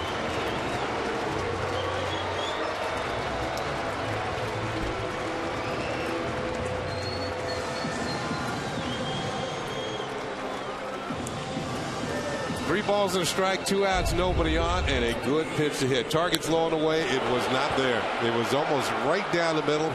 Watch Matsui flip the bat after he hits this. He knows where it's going. Souvenir into the second deck. That boy.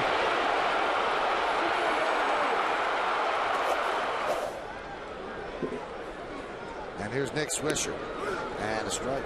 They get out here in a hurry, don't they? That was a rocket.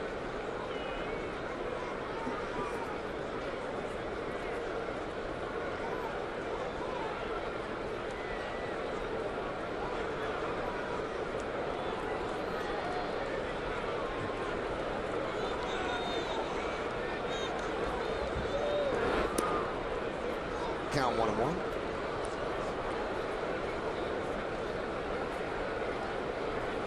Eaton has now given up 6 home runs in his last 3 starts.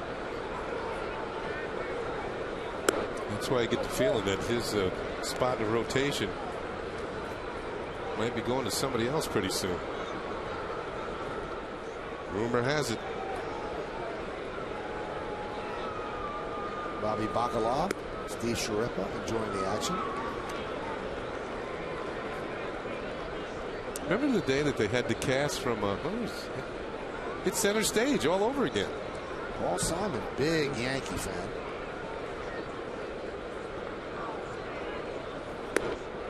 And Nick Swisher walks. Perfect night so far for him. 2 walks and a single. Remember the day, Michael, that they had the cast from The Sopranos throughout the first pitch? Yep. It must have been about 6 of them and 6 Yankees lined up, and I was thinking, this can't be good. Somebody's going to get picked off here. Just go right off the show. Steve Sciarippa lasted till the second to last show. So he had a nice run. Got a pretty good seat. Wonder who he knows.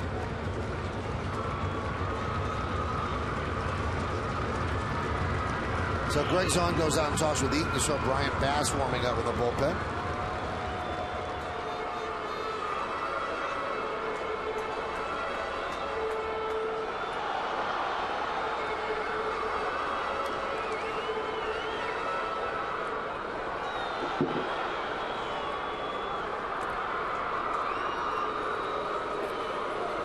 And they're just stalling right there, so that's going to do it for Eaton. Dave Tremblay will call on Brian Bass.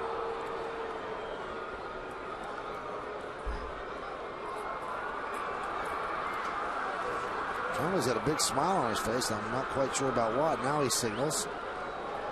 And Eaton has a rough outing. Yankees are trailing, or Yankees are leading 7-1. They've hit 2 balls out. And Eaton is being relieved.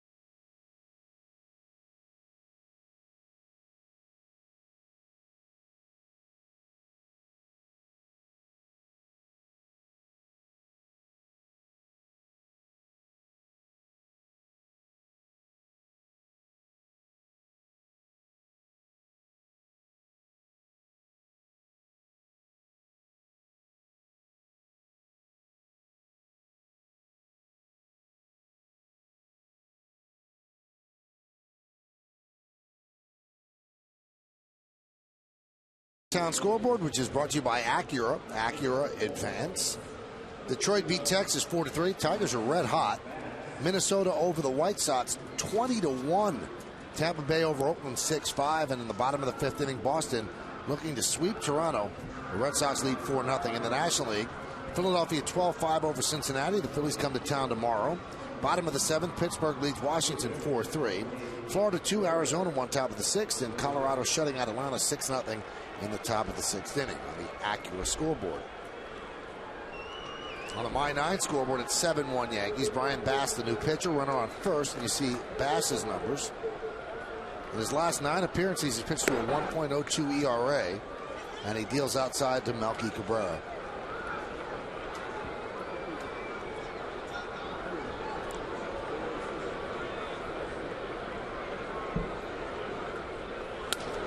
Ground ball is short. Andino will go the short route, and they get Swisher, and that will do it. So Bass comes on to get out of the fifth. But not before the Yankees get another run, and it was a loud run, a long run, a home run into the second deck here at Yankee Stadium.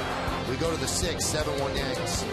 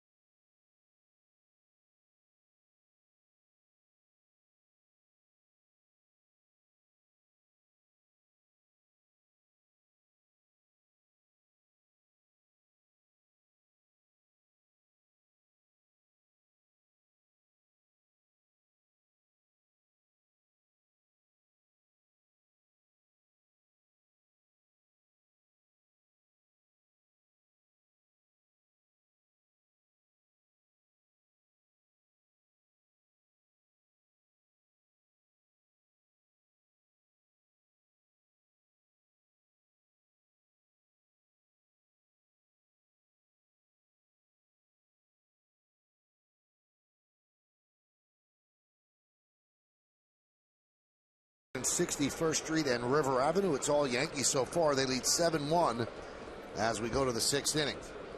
7-8-0, 1-6-0 for the O's. Jonathan Albaladeo, the Yankees' third pitcher, deals outside to Melvin Moore, 1-0. If you just got home from work, wow, you really put in a long day. Joba Chamberlain knocked out after 2 outs in the top of the first inning. Not because of ineffectiveness, because he got hit with a comebacker on the bat of Adam Jones. It seemed like it was on the inside of the right knee. He tried to pitch the 2 more batters, gave up 2 singles, and then obviously couldn't push off hard enough, and he was relieved by Alfredo Aceves. Count 2-1. Albaladeo had a tough assignment the other day. At least he said it was pretty tough. He and Ramiro Pena went to collegiate elementary school and addressed the kids there. 500 kids in school. He said it was tougher to speak to them than as opposed to pitching in front of 50,000 people. Wow. But he and Pena got the job done.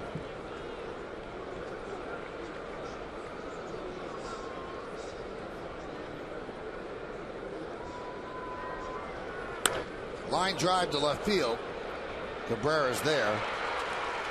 1 away. Well, you heard that psychological poll that was done, that people are more afraid of public speaking than death. What? Yeah. The psychological poll? Yeah, psychological poll that people are more afraid of speaking in public than dying.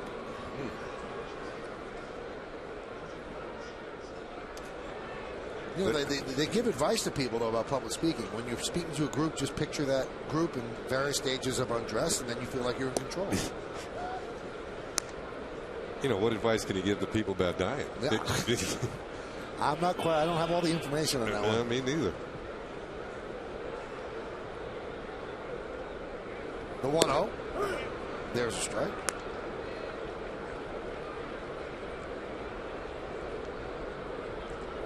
Nolan Raimo will always remember his first big league home run off a brand name, the brand name, Mariano Rivera.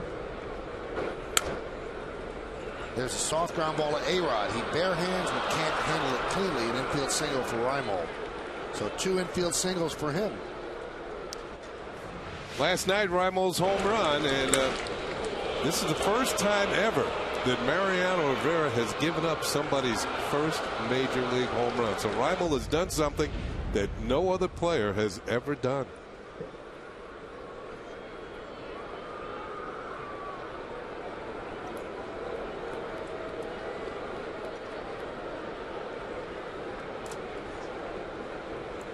Here's Felix PA.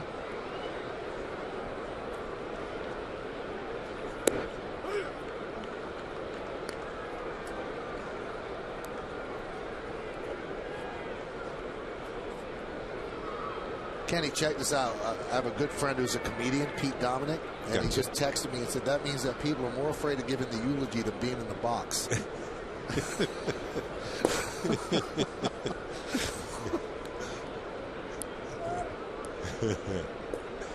He's a comedian.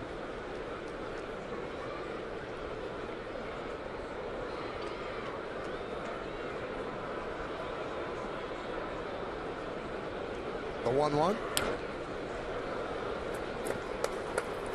1-2.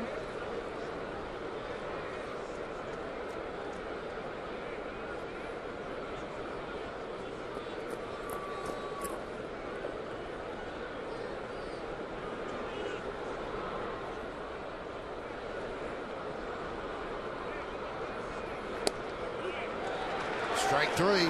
Felix PA looking. First 0 for 3. The first strikeout for Albaladejo as he had moving fastball and kind of a spillover. Started inside and then spilled right back over the plate. PA knew it. Albaladejo has a good sinker. He was the last man to make the team in spring training.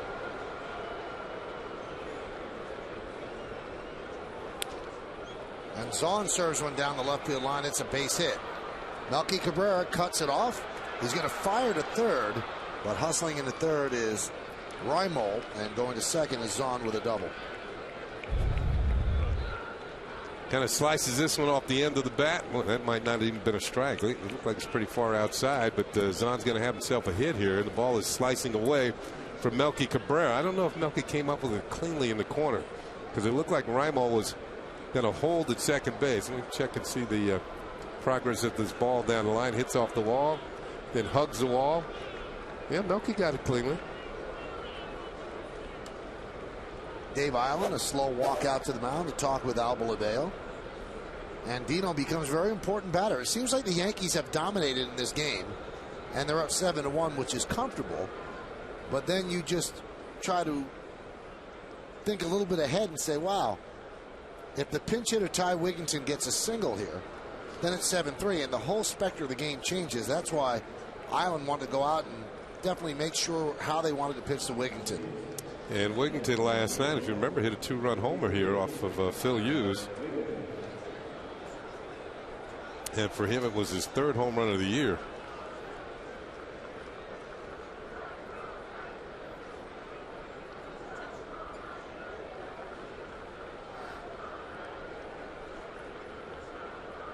So Wigginton pinch hitting for Andino. Breaking ball, low and away, 1-0.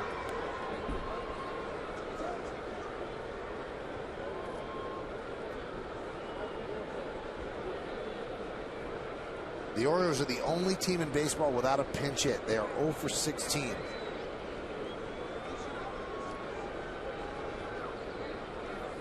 And as we mentioned yesterday, that's a bit ironic when you consider that their hitting coach, Terry Crowley, had 108 pinch hits, considered one of the greater pinch hitters in baseball history. He was very, very good at his job. He could sense when he was going to get an opportunity and start walking around, getting loose on the bench, grabbing a bat. In those days, there weren't the batting cages like they have now where you can go down and loosen up. They didn't have those type of facilities in the older stadiums, but he would go down, I guess, go in the clubhouse and start swinging the bat a little bit, get loose, sit down to one of the players that was playing, sit down next to him on the bench, ask him what the fastball was doing, much movement on it, breaking ball sharp, just to get prepared for his at-bat. And there's a base hit past the diving A-Rod and down into the left field corner. That is going to score 2, and Wigginton with a pinch hit, 2-run double, the first pinch hit for the Orioles this year, and all of a sudden it's a 7-3 Yankee lead.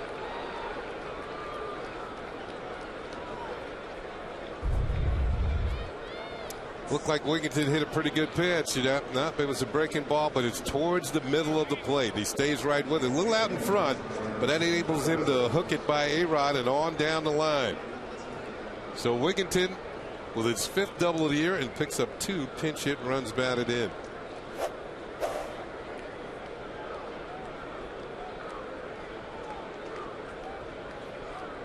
Here's Brian Roberts.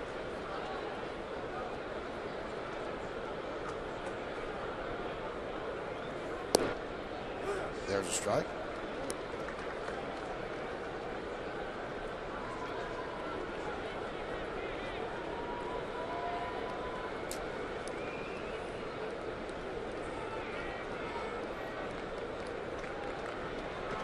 Jose Veras getting ready.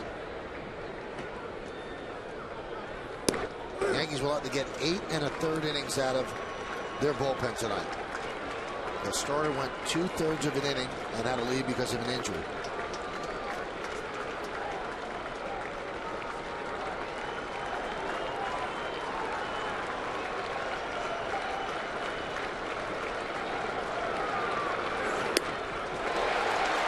And Roberts chases a high fastball, and Alvaladeo gets out of further trouble. Roberts trying to bring the Orioles closer. He could not. 2 runs on 3 hits, 1 left. We go to the bottom of the 6th.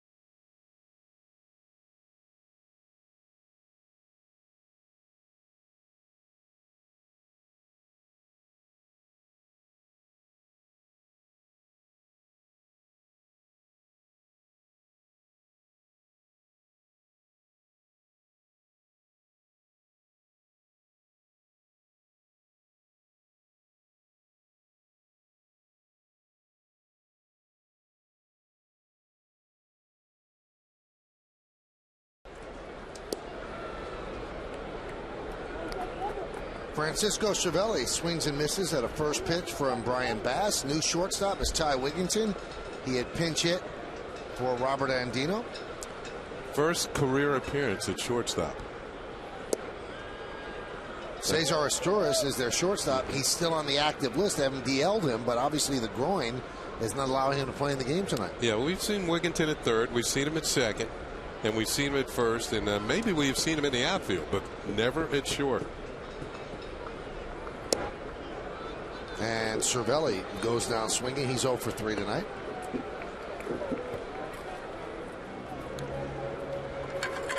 We just get word that Jake Peavy has officially turned down the deal to the White Sox. He did not want to go. Now, there might be some that will criticize him and go, well, he's with a team that's not going anywhere, the Padres. Why would he want to stay there and not go to a team like the White Sox that might have a chance in a suspect Central Division? And the one answer I have to that, you know what, he signed a contract worth less money than he would have if he'd hit the open market because he wanted to be in San Diego. Mm-hmm. And that was part of the thing that he negotiated was no trade clause. So he has a right to use that if he wants. And he doesn't have to be held up to derision if he does it. Well, if anything, the fans in San Diego will say, well, here's a guy who likes our town, doesn't want to leave.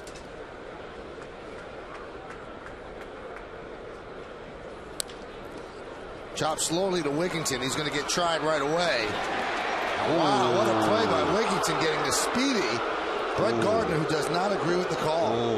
You know what? Just from the naked eye, I thought that he might have beaten that one. Of course, we get the replay. And this might be the toughest play that Wigginton ever has at shortstop. There's Gardner going out of the picture. Wow, pretty good call. Yeah, he's out. That's an unbelievable call by Angel Campos. He is out. Credit where credit is due, department.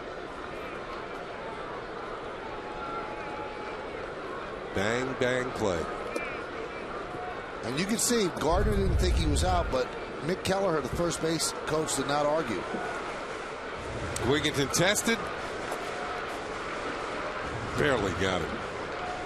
Gardner makes just about every play when he hits that slow roller to the left side close at first.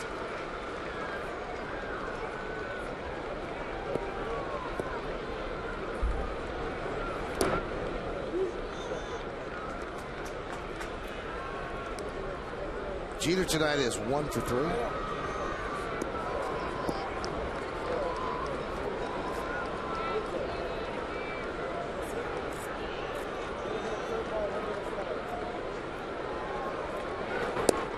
Strike.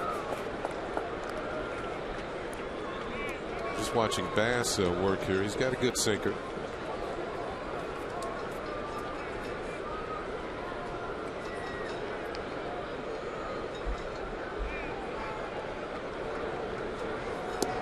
There it is right there, but he misses with it. Remember him with the Minnesota Twins.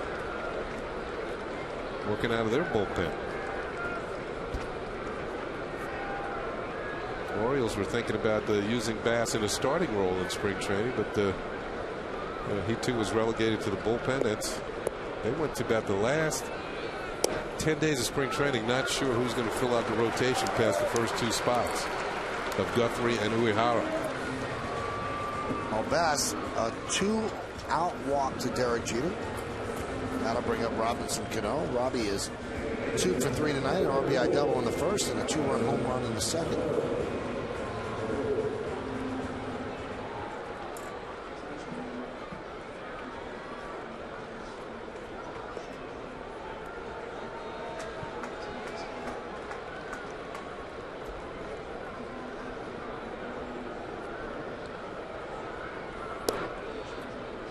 Count 1-0. I just get word on Joba Chamberlain. He had x-rays taken of his right knee. It's officially listed as a bruised right knee. X-rays were negative.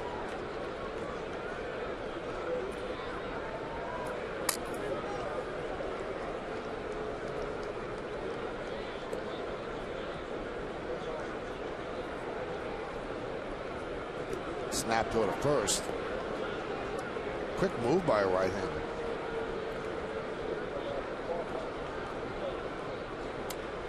Derek with the 8 stolen bases this year has been caught only once. 8 steals, leads the Yankees.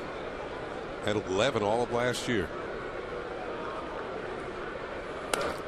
Hot shot up the middle, a base hit. Cano's hot night continues. Second consecutive night that Robinson Cano has had 3 hits. And this is another laser. Right back through the middle.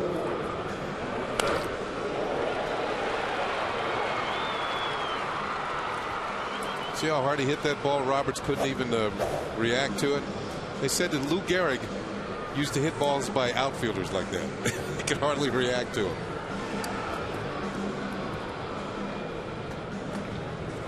So Cano, who had started off hot and then went into the natural valley that you're going to go into, has picked it up again. He's getting the average up. I believe it's over 320 now. Looks like he's 317 on the board. And he has a double, a single, and a home run, so he's a triple away from the cycle. Yankees tonight are 4 for 6 with runners in scoring position.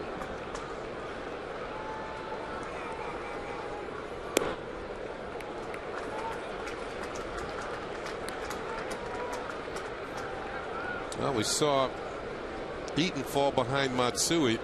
3 balls and a strike, and Matsui just hammered one into the second deck. Teixeira's been hot, and he's got to count his favorite 2-0. And now 3-0.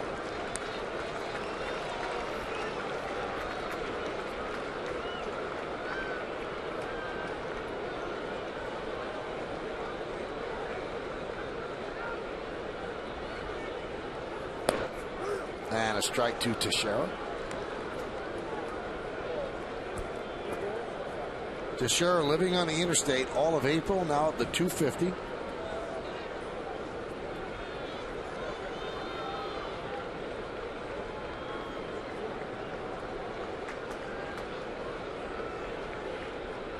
And the 3-1. Look out. And the bases are loaded. Now, I talked to Teixeira the other day, Kenny, about taking his offensive struggles out on the field. He said, I never did that. He said, I've never been the type of guy, as Rick Kranitz goes out and talks with Bass, that is in the field practicing my swing. And he said, and that's because I used to do it in Little League. And my father told me, don't ever do that, because it's telling your teammates you're not thinking about what you're doing. You're thinking about what you've done and what you're going to do. He said, just concentrate on your defense when you're on the field. Think about hitting when you're on the bench. Well, you know, what do they say? Father knows best. His father John with some good advice and helped turn his son into a Gold Glove fielder. John obviously never talked to O'Neill.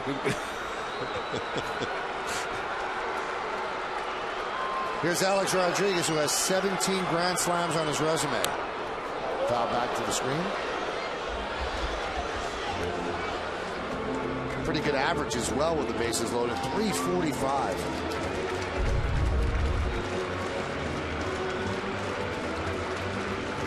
Just came in on his hands a bit.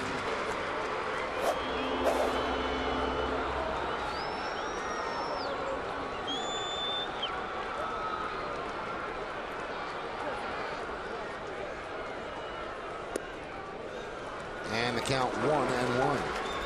Alex tonight is grounded to third. Flied out to left and grounded to short. Jamie Walker pitched yesterday, didn't pitch well. Warming in the bullpen. You notice they were careful with Teixeira. And now, you know, A-Rod hasn't really been lighting up. He's hit for power, but not for average. So they're going after him. Grounded to third. It's a fair ball. And Mora will beat Cano to the bag. So they get Alex Rodriguez for the 4th time tonight. So the Yankees in the 6th. No runs a hit, no errors, and the bases are left loaded. We played 6 full here at Yankee Stadium in the Bronx. And the Yankees lead the Orioles 7-1. 7-2.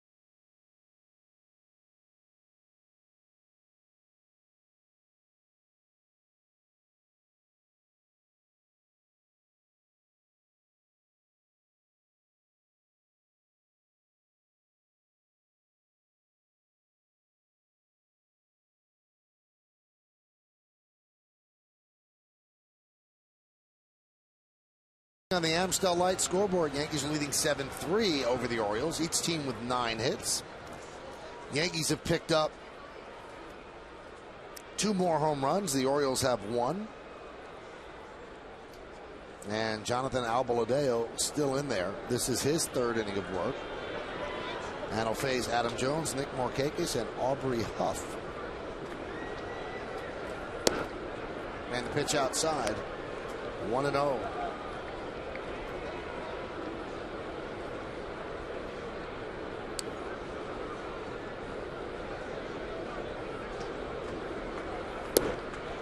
Jones started the night with 19 multi-hit games. That's 2nd in the league. Aaron Hill of Toronto has got 20. 2 pretty good young players. We just saw Aaron Hill when we were in Toronto. And Adam Lynn.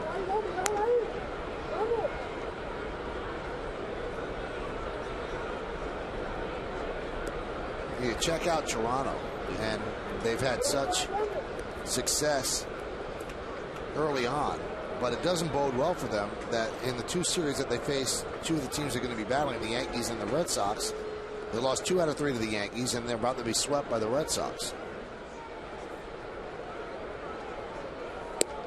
And they still haven't played the Rays yet, yep. who were also struggling. They're struggling a bit, but near the 500 mark.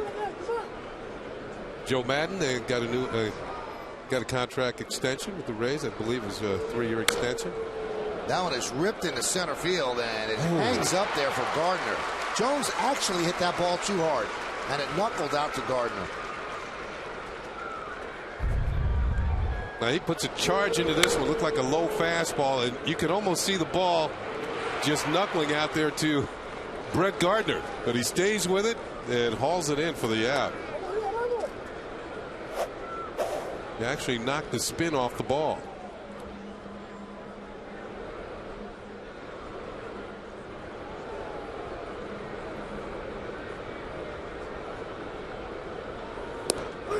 And a strike.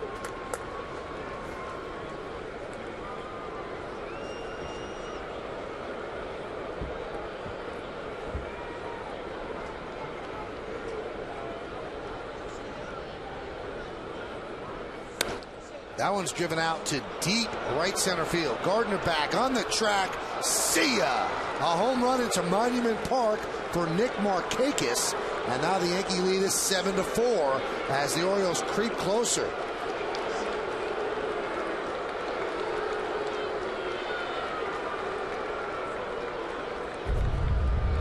Markakis, good low fastball hitter. You can see that was down around knee high, and he got into it. Just to the right of straightaway center field. And as Michael said, into Monument Park. Souvenir.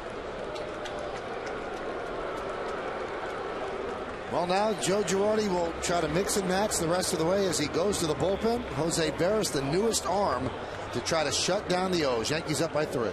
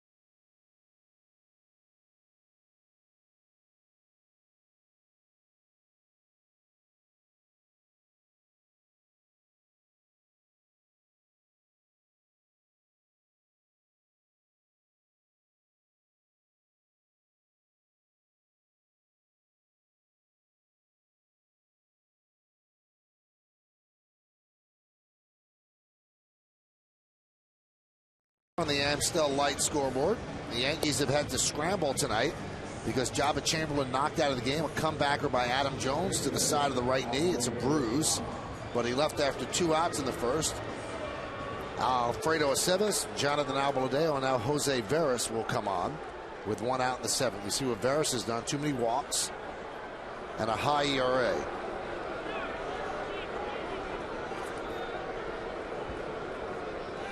So Albaladeo serves up 2 home runs and gives up all 4 of the runs. And the pitch outside from Veras. Veras has simply not had the command this year that he had last year when he was lights out of the bullpen. Now it seems like he doesn't know where it's going. And the 1-0. That one's going right to Cano for the 2nd out.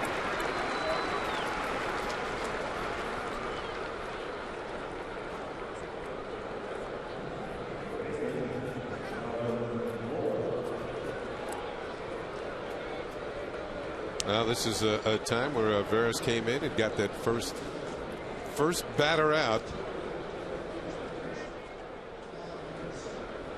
We had mentioned that he had kind of struggled in that department.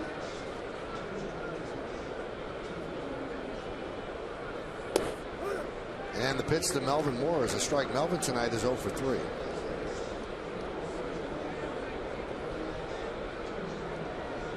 Getting Huff was a big deal for Veras because it's only the 7th time in 19 chances that he got the first man out when he came out of the bullpen.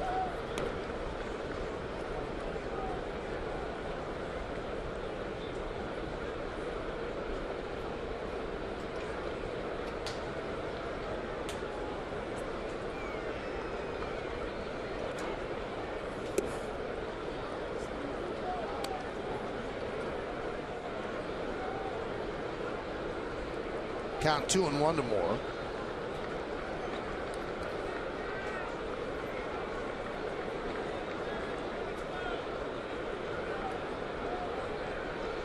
And the pitch.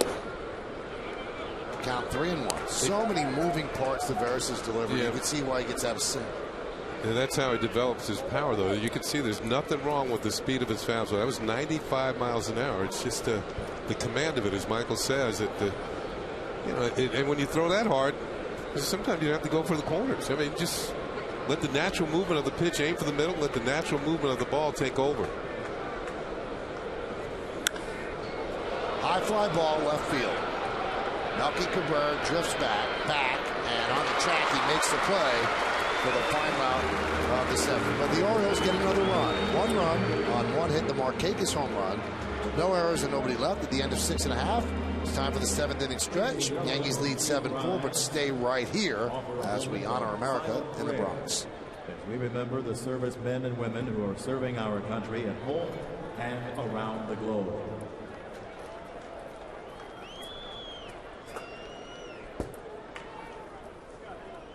Now please join Kate Smith as she sings God Bless America.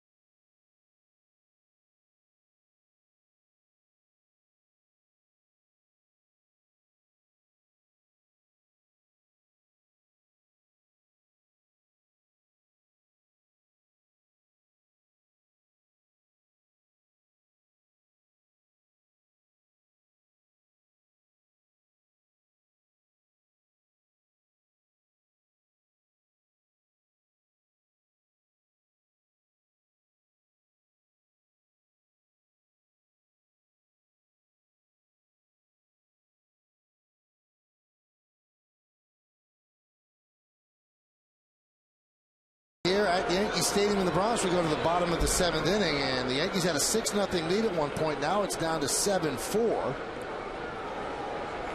on the Amstel Light scoreboard. Orioles have out-hit the Yankees, but the Yankees have outscored them, and that's the bottom line. So Brian Bass still in there as Matsui digs in. And he grounds one to second. Roberts is there, over to Huff, and there's one away. One pitch, one out. Yeah, Matsui got on top of that sinking fastball from Bass, rolled over on it and grounded out.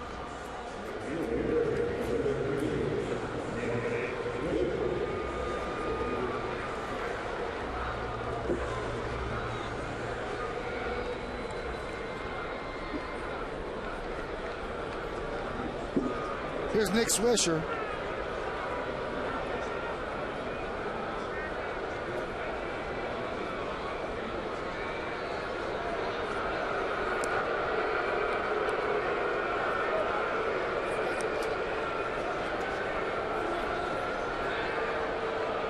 Swisher today has walked twice and singled.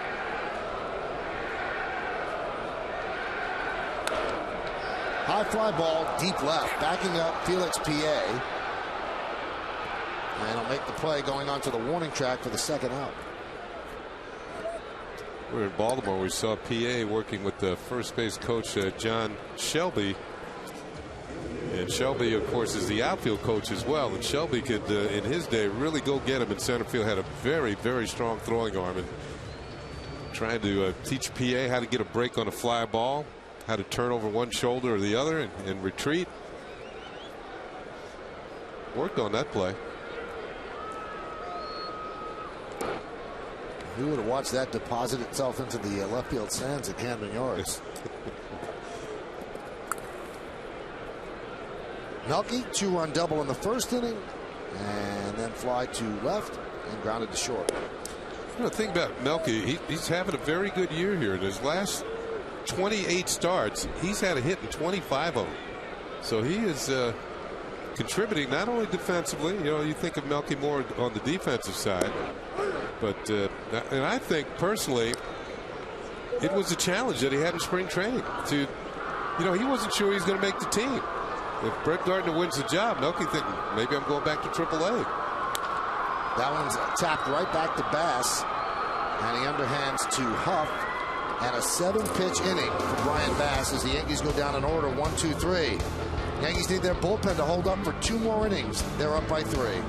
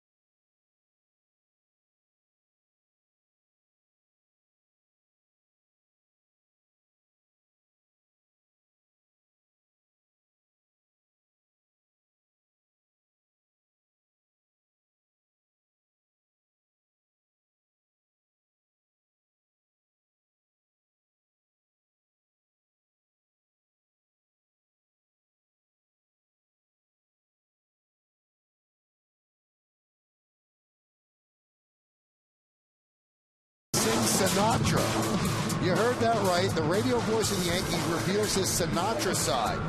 You'll see it only on the Verizon BIOS game wrap-up right after the game on My 9 News. Now I'm ticked off, Kenny. Yeah. I didn't know about this before I left the house. I didn't set the DVR. So our good friends at My 9 are going to have to get me a DVD. Start spreading the news. Ferris deals a strike. 7-4 Yankees over the O's. And the 0-1.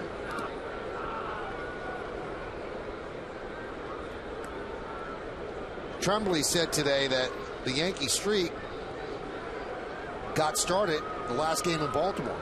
He said 2 infield singles in the 8th inning and then that 3-run home run by Johnny Damon. They've only lost 1 game since then. And that was the first game against Halladay in Toronto. Yeah, that home run by Johnny Damon enabled the Yankees to take 2 out of 3. They were trailing in that ball game. And if you recall, it was Francisco Cervelli beating out an infield hit, and then Derek Jeter beating out an infield hit, and then Johnny Damon hit a 3-run home. Sounds like a broken bat for Reimold. Time for the out-of-town scoreboard, brought to you by Honda. Visit your local Honda dealer today. These are finals: 4-3 Detroit over Texas, Minnesota 20-1 over the White Sox, Tampa Bay 6-5 over Oakland, and a bottom of the 7th inning score: Boston 5 and Toronto 1. In the National League, Pittsburgh beat Cincy 12-5. Top of the 9th inning, Washington 5, Pittsburgh 4. Bottom of the 8th, 4-3 Arizona over the Marlins, and the Rockies lead Atlanta 9-0. Bottom of the 8th. Count now 3-2 on Reimold.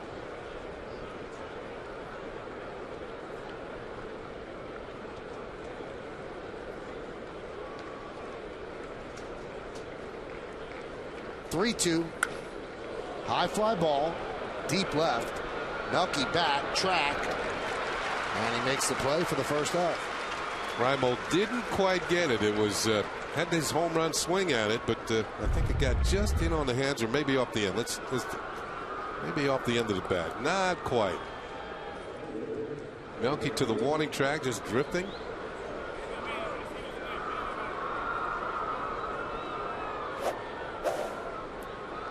And Mariano begins to warm. Won an inning in the 3rd last night. Right now it's a save situation. Unless the Yankees score on the bottom of the 8th inning.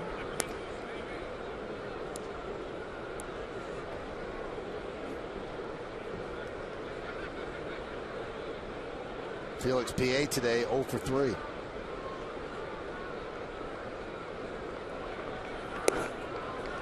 Tomorrow, interleague play starts around Major League Baseball. Kenny, you like interleague play? Yeah, I've always liked it. I think that it adds something for the fans, that a chance to see players from the other league. You know, world champion Phillies coming in here. That's something new. A rematch of the 1950 World Series between the Yankees and the Whiz Kids. The Yankees won that one in 4 games. Yeah, 4-game sweep.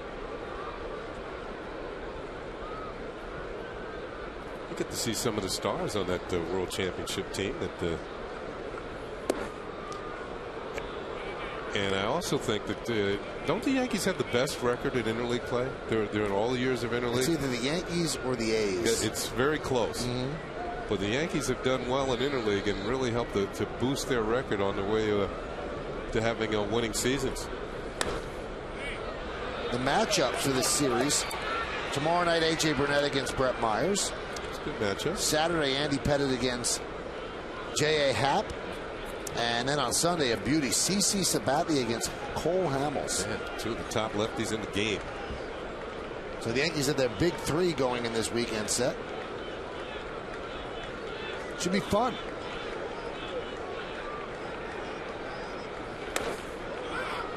Popped up. Melky is there. 2 away. Time for the in-game box score, brought to you by Hyundai. Ready for good news? Get Hyundai Assurance and up to $5,000 cash back on select models now. Well, there are 10 hits in that box score. Melvin Mora 0 for 4, so is Felix PA. Robert Andino, while he was in there, 0 for 2. 3 hits for Markakis, a home run for Roberts, a home run for Markakis, a double and a run scored for Zahn, and Reimold picked up 2 infield hits.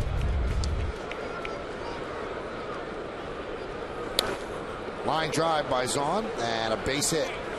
Cut off there by Nick Swisher, so a 2-out single for Greg Zahn.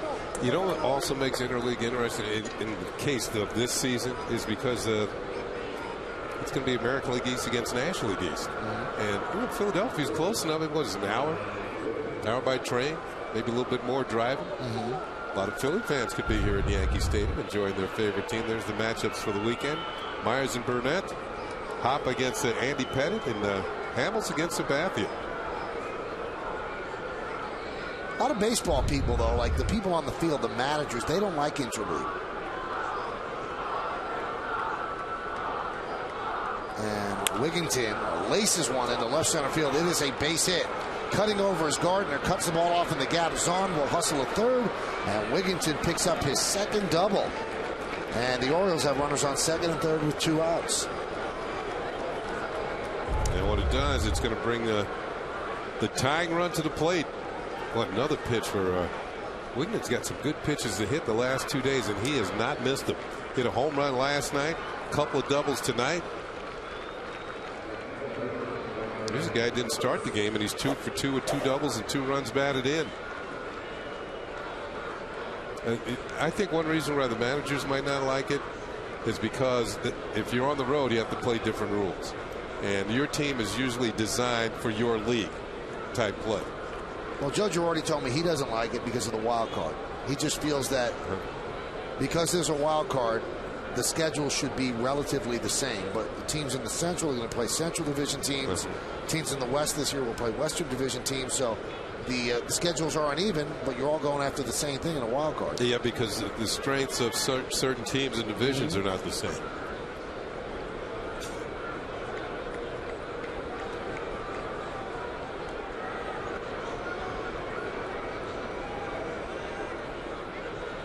So here's Brian Roberts.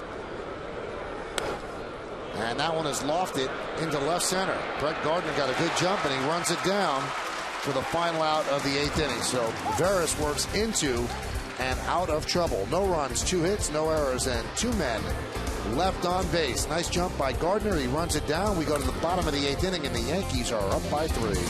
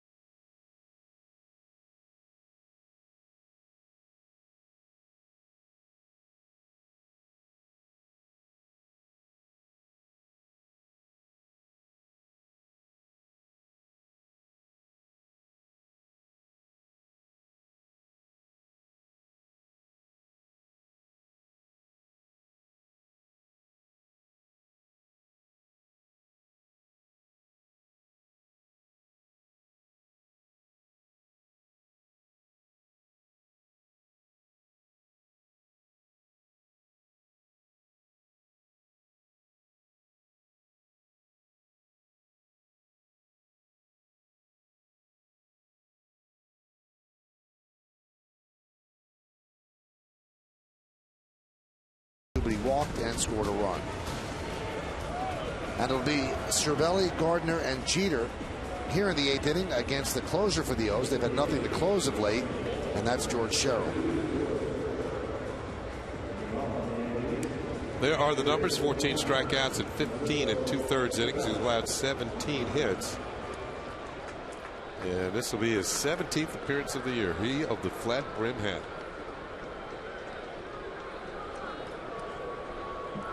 An all-star last year. And he deals a strike to Cervelli on the inside part of the plate. Adam Eaton started. Brian Bass came on to get the final out of the 5th. Worked a scoreless 6th and 7th. And now George Sherrill.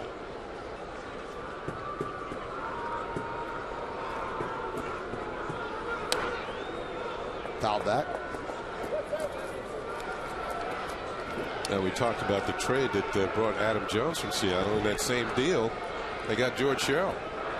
And Sherrill had not been a closer until last year when the Orioles asked him to do it. And he did a pretty good job, made the All-Star team.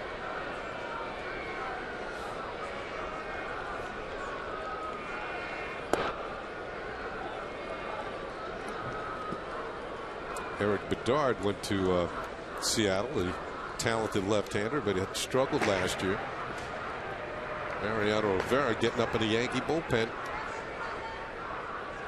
Heating up. Breaking ball, strike 3. Cervelli has a rough night. He is 0 for 4 with 2 strikeouts.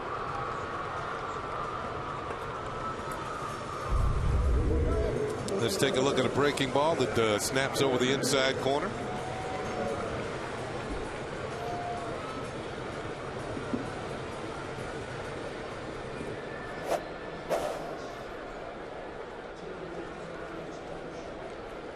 Here's Gardner. Walked and scored. Fly ball to left. Ground ball to short.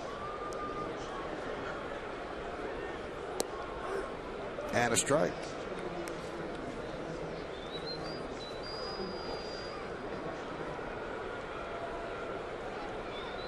Going through all the pictures of today. He's got a better camera than he does. Count 1-1.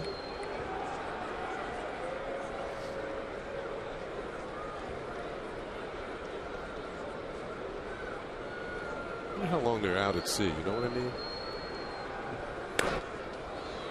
Popped up. Boy, PA was playing very shallow right there. 2 outs. I mean, some of your tours out there, you don't see land for quite a long time. Sometimes you can be on a submarine for like 6 months. I think that's why they have a lot of interviews before you qualify to be on submarine duty.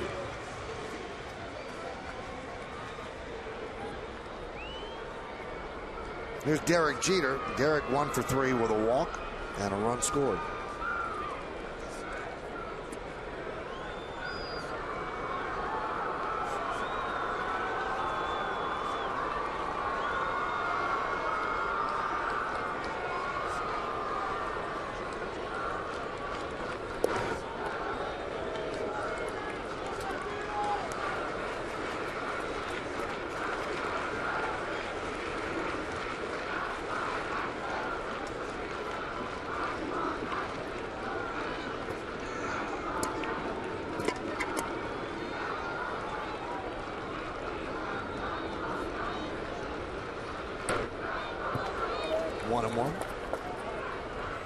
Sherrill has had his problems with the right-handed hitters this year. The lefties he's done well against. They held lefties to well, now under 100 batting average, but the righty's been hitting them at close to 350.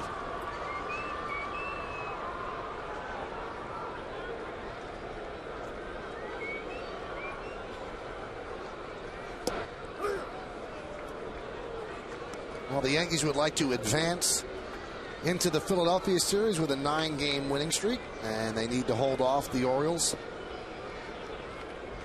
in the top of the 9th.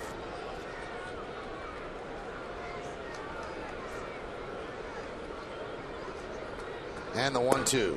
Jeter could not hold up, and a good inning for George Sherrill as he retires the Yankees in order. Oriole pitching has retired the Yankees 7 up and 7 down the last 7. Mariano will try to close it out in the 9th.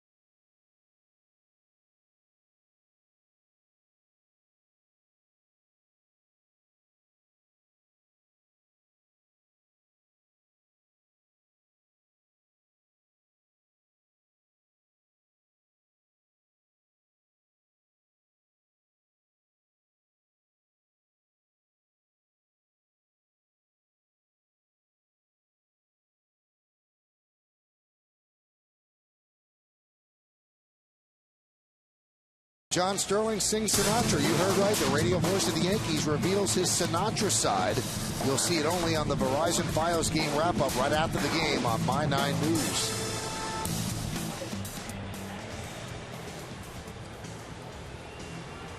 Well, Mariano Rivera will try to close it out. Not an easy night for a bullpen, Kenny.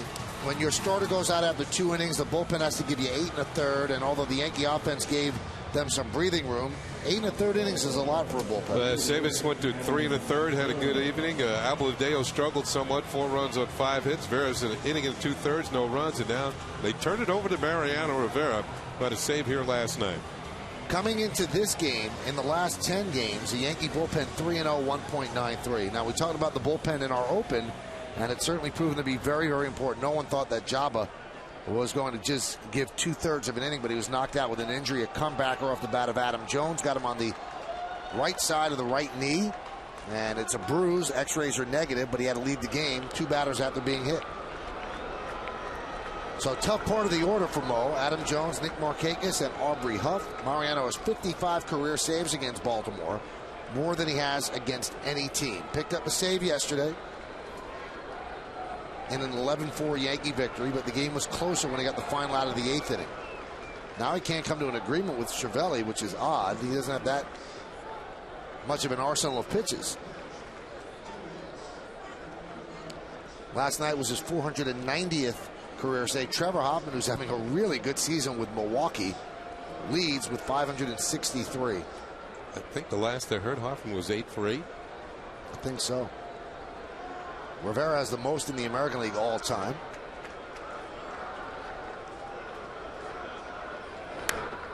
Squibbed out, first base side. It's a fair ball. Great play by Teixeira. And he flips to Rivera.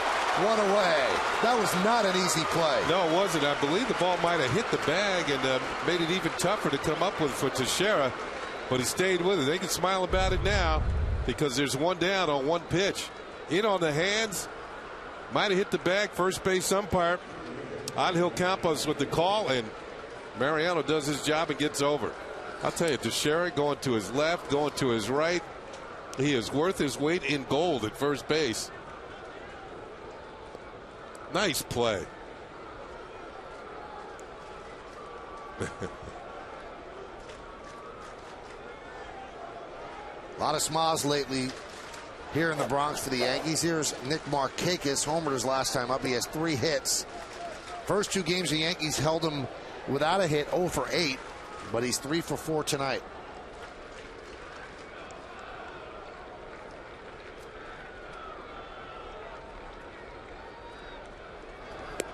And a strike.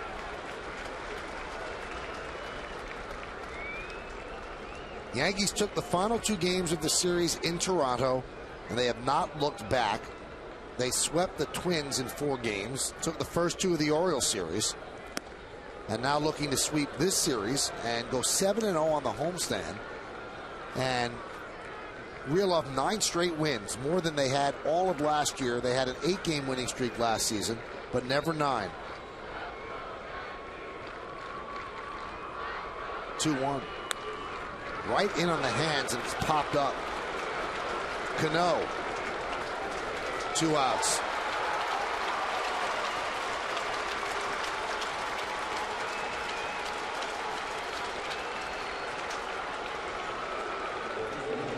So 1 more out for Mo to nail down the save and get the Yankees the win. And here's Aubrey Huff, still booed. Every at bat during this series booed by Yankee fans because of what they perceive he did in showing up Joba Chamberlain in Baltimore. There's a strike. There has been no retribution, as the Yankees are more worried about winning than going chest to chest with Aubrey Huff. The 0-1. Outside, 1-1.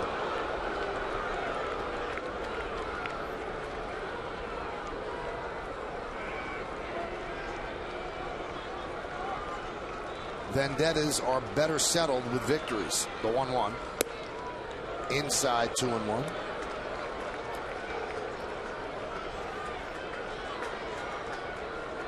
The feeling was Joba wasn't going to do anything today anyway. You didn't want to upset the apple cart.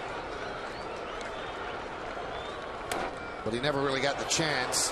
He did pitch to Huff in the first inning, but he was hurting at that point and surrendered a single. And that was the last batter that he faced. Yeah, you know, Michael, I think you know how I feel that, you know, there's a time and place for everything. But the first thing you should do is try and win the ball game. Here's that line drive off the bat of Adam Jones that really stung Joba and eventually had to leave the ball game. And the 2-2. Grounded foul. So the bullpen, Aceves, Albaladejo, Veras, and now Mariano Rivera trying to piece together 8 1/3 innings of relief to give the Yankees the victory. 1 strike away. There it is. Swings and misses, and the Yankees win their 9th in a row. The Yankees win this one 7-4. And you got to give so much credit to the bullpen. Joe Girardi mixed and matched and got the most out of his crew out there. And the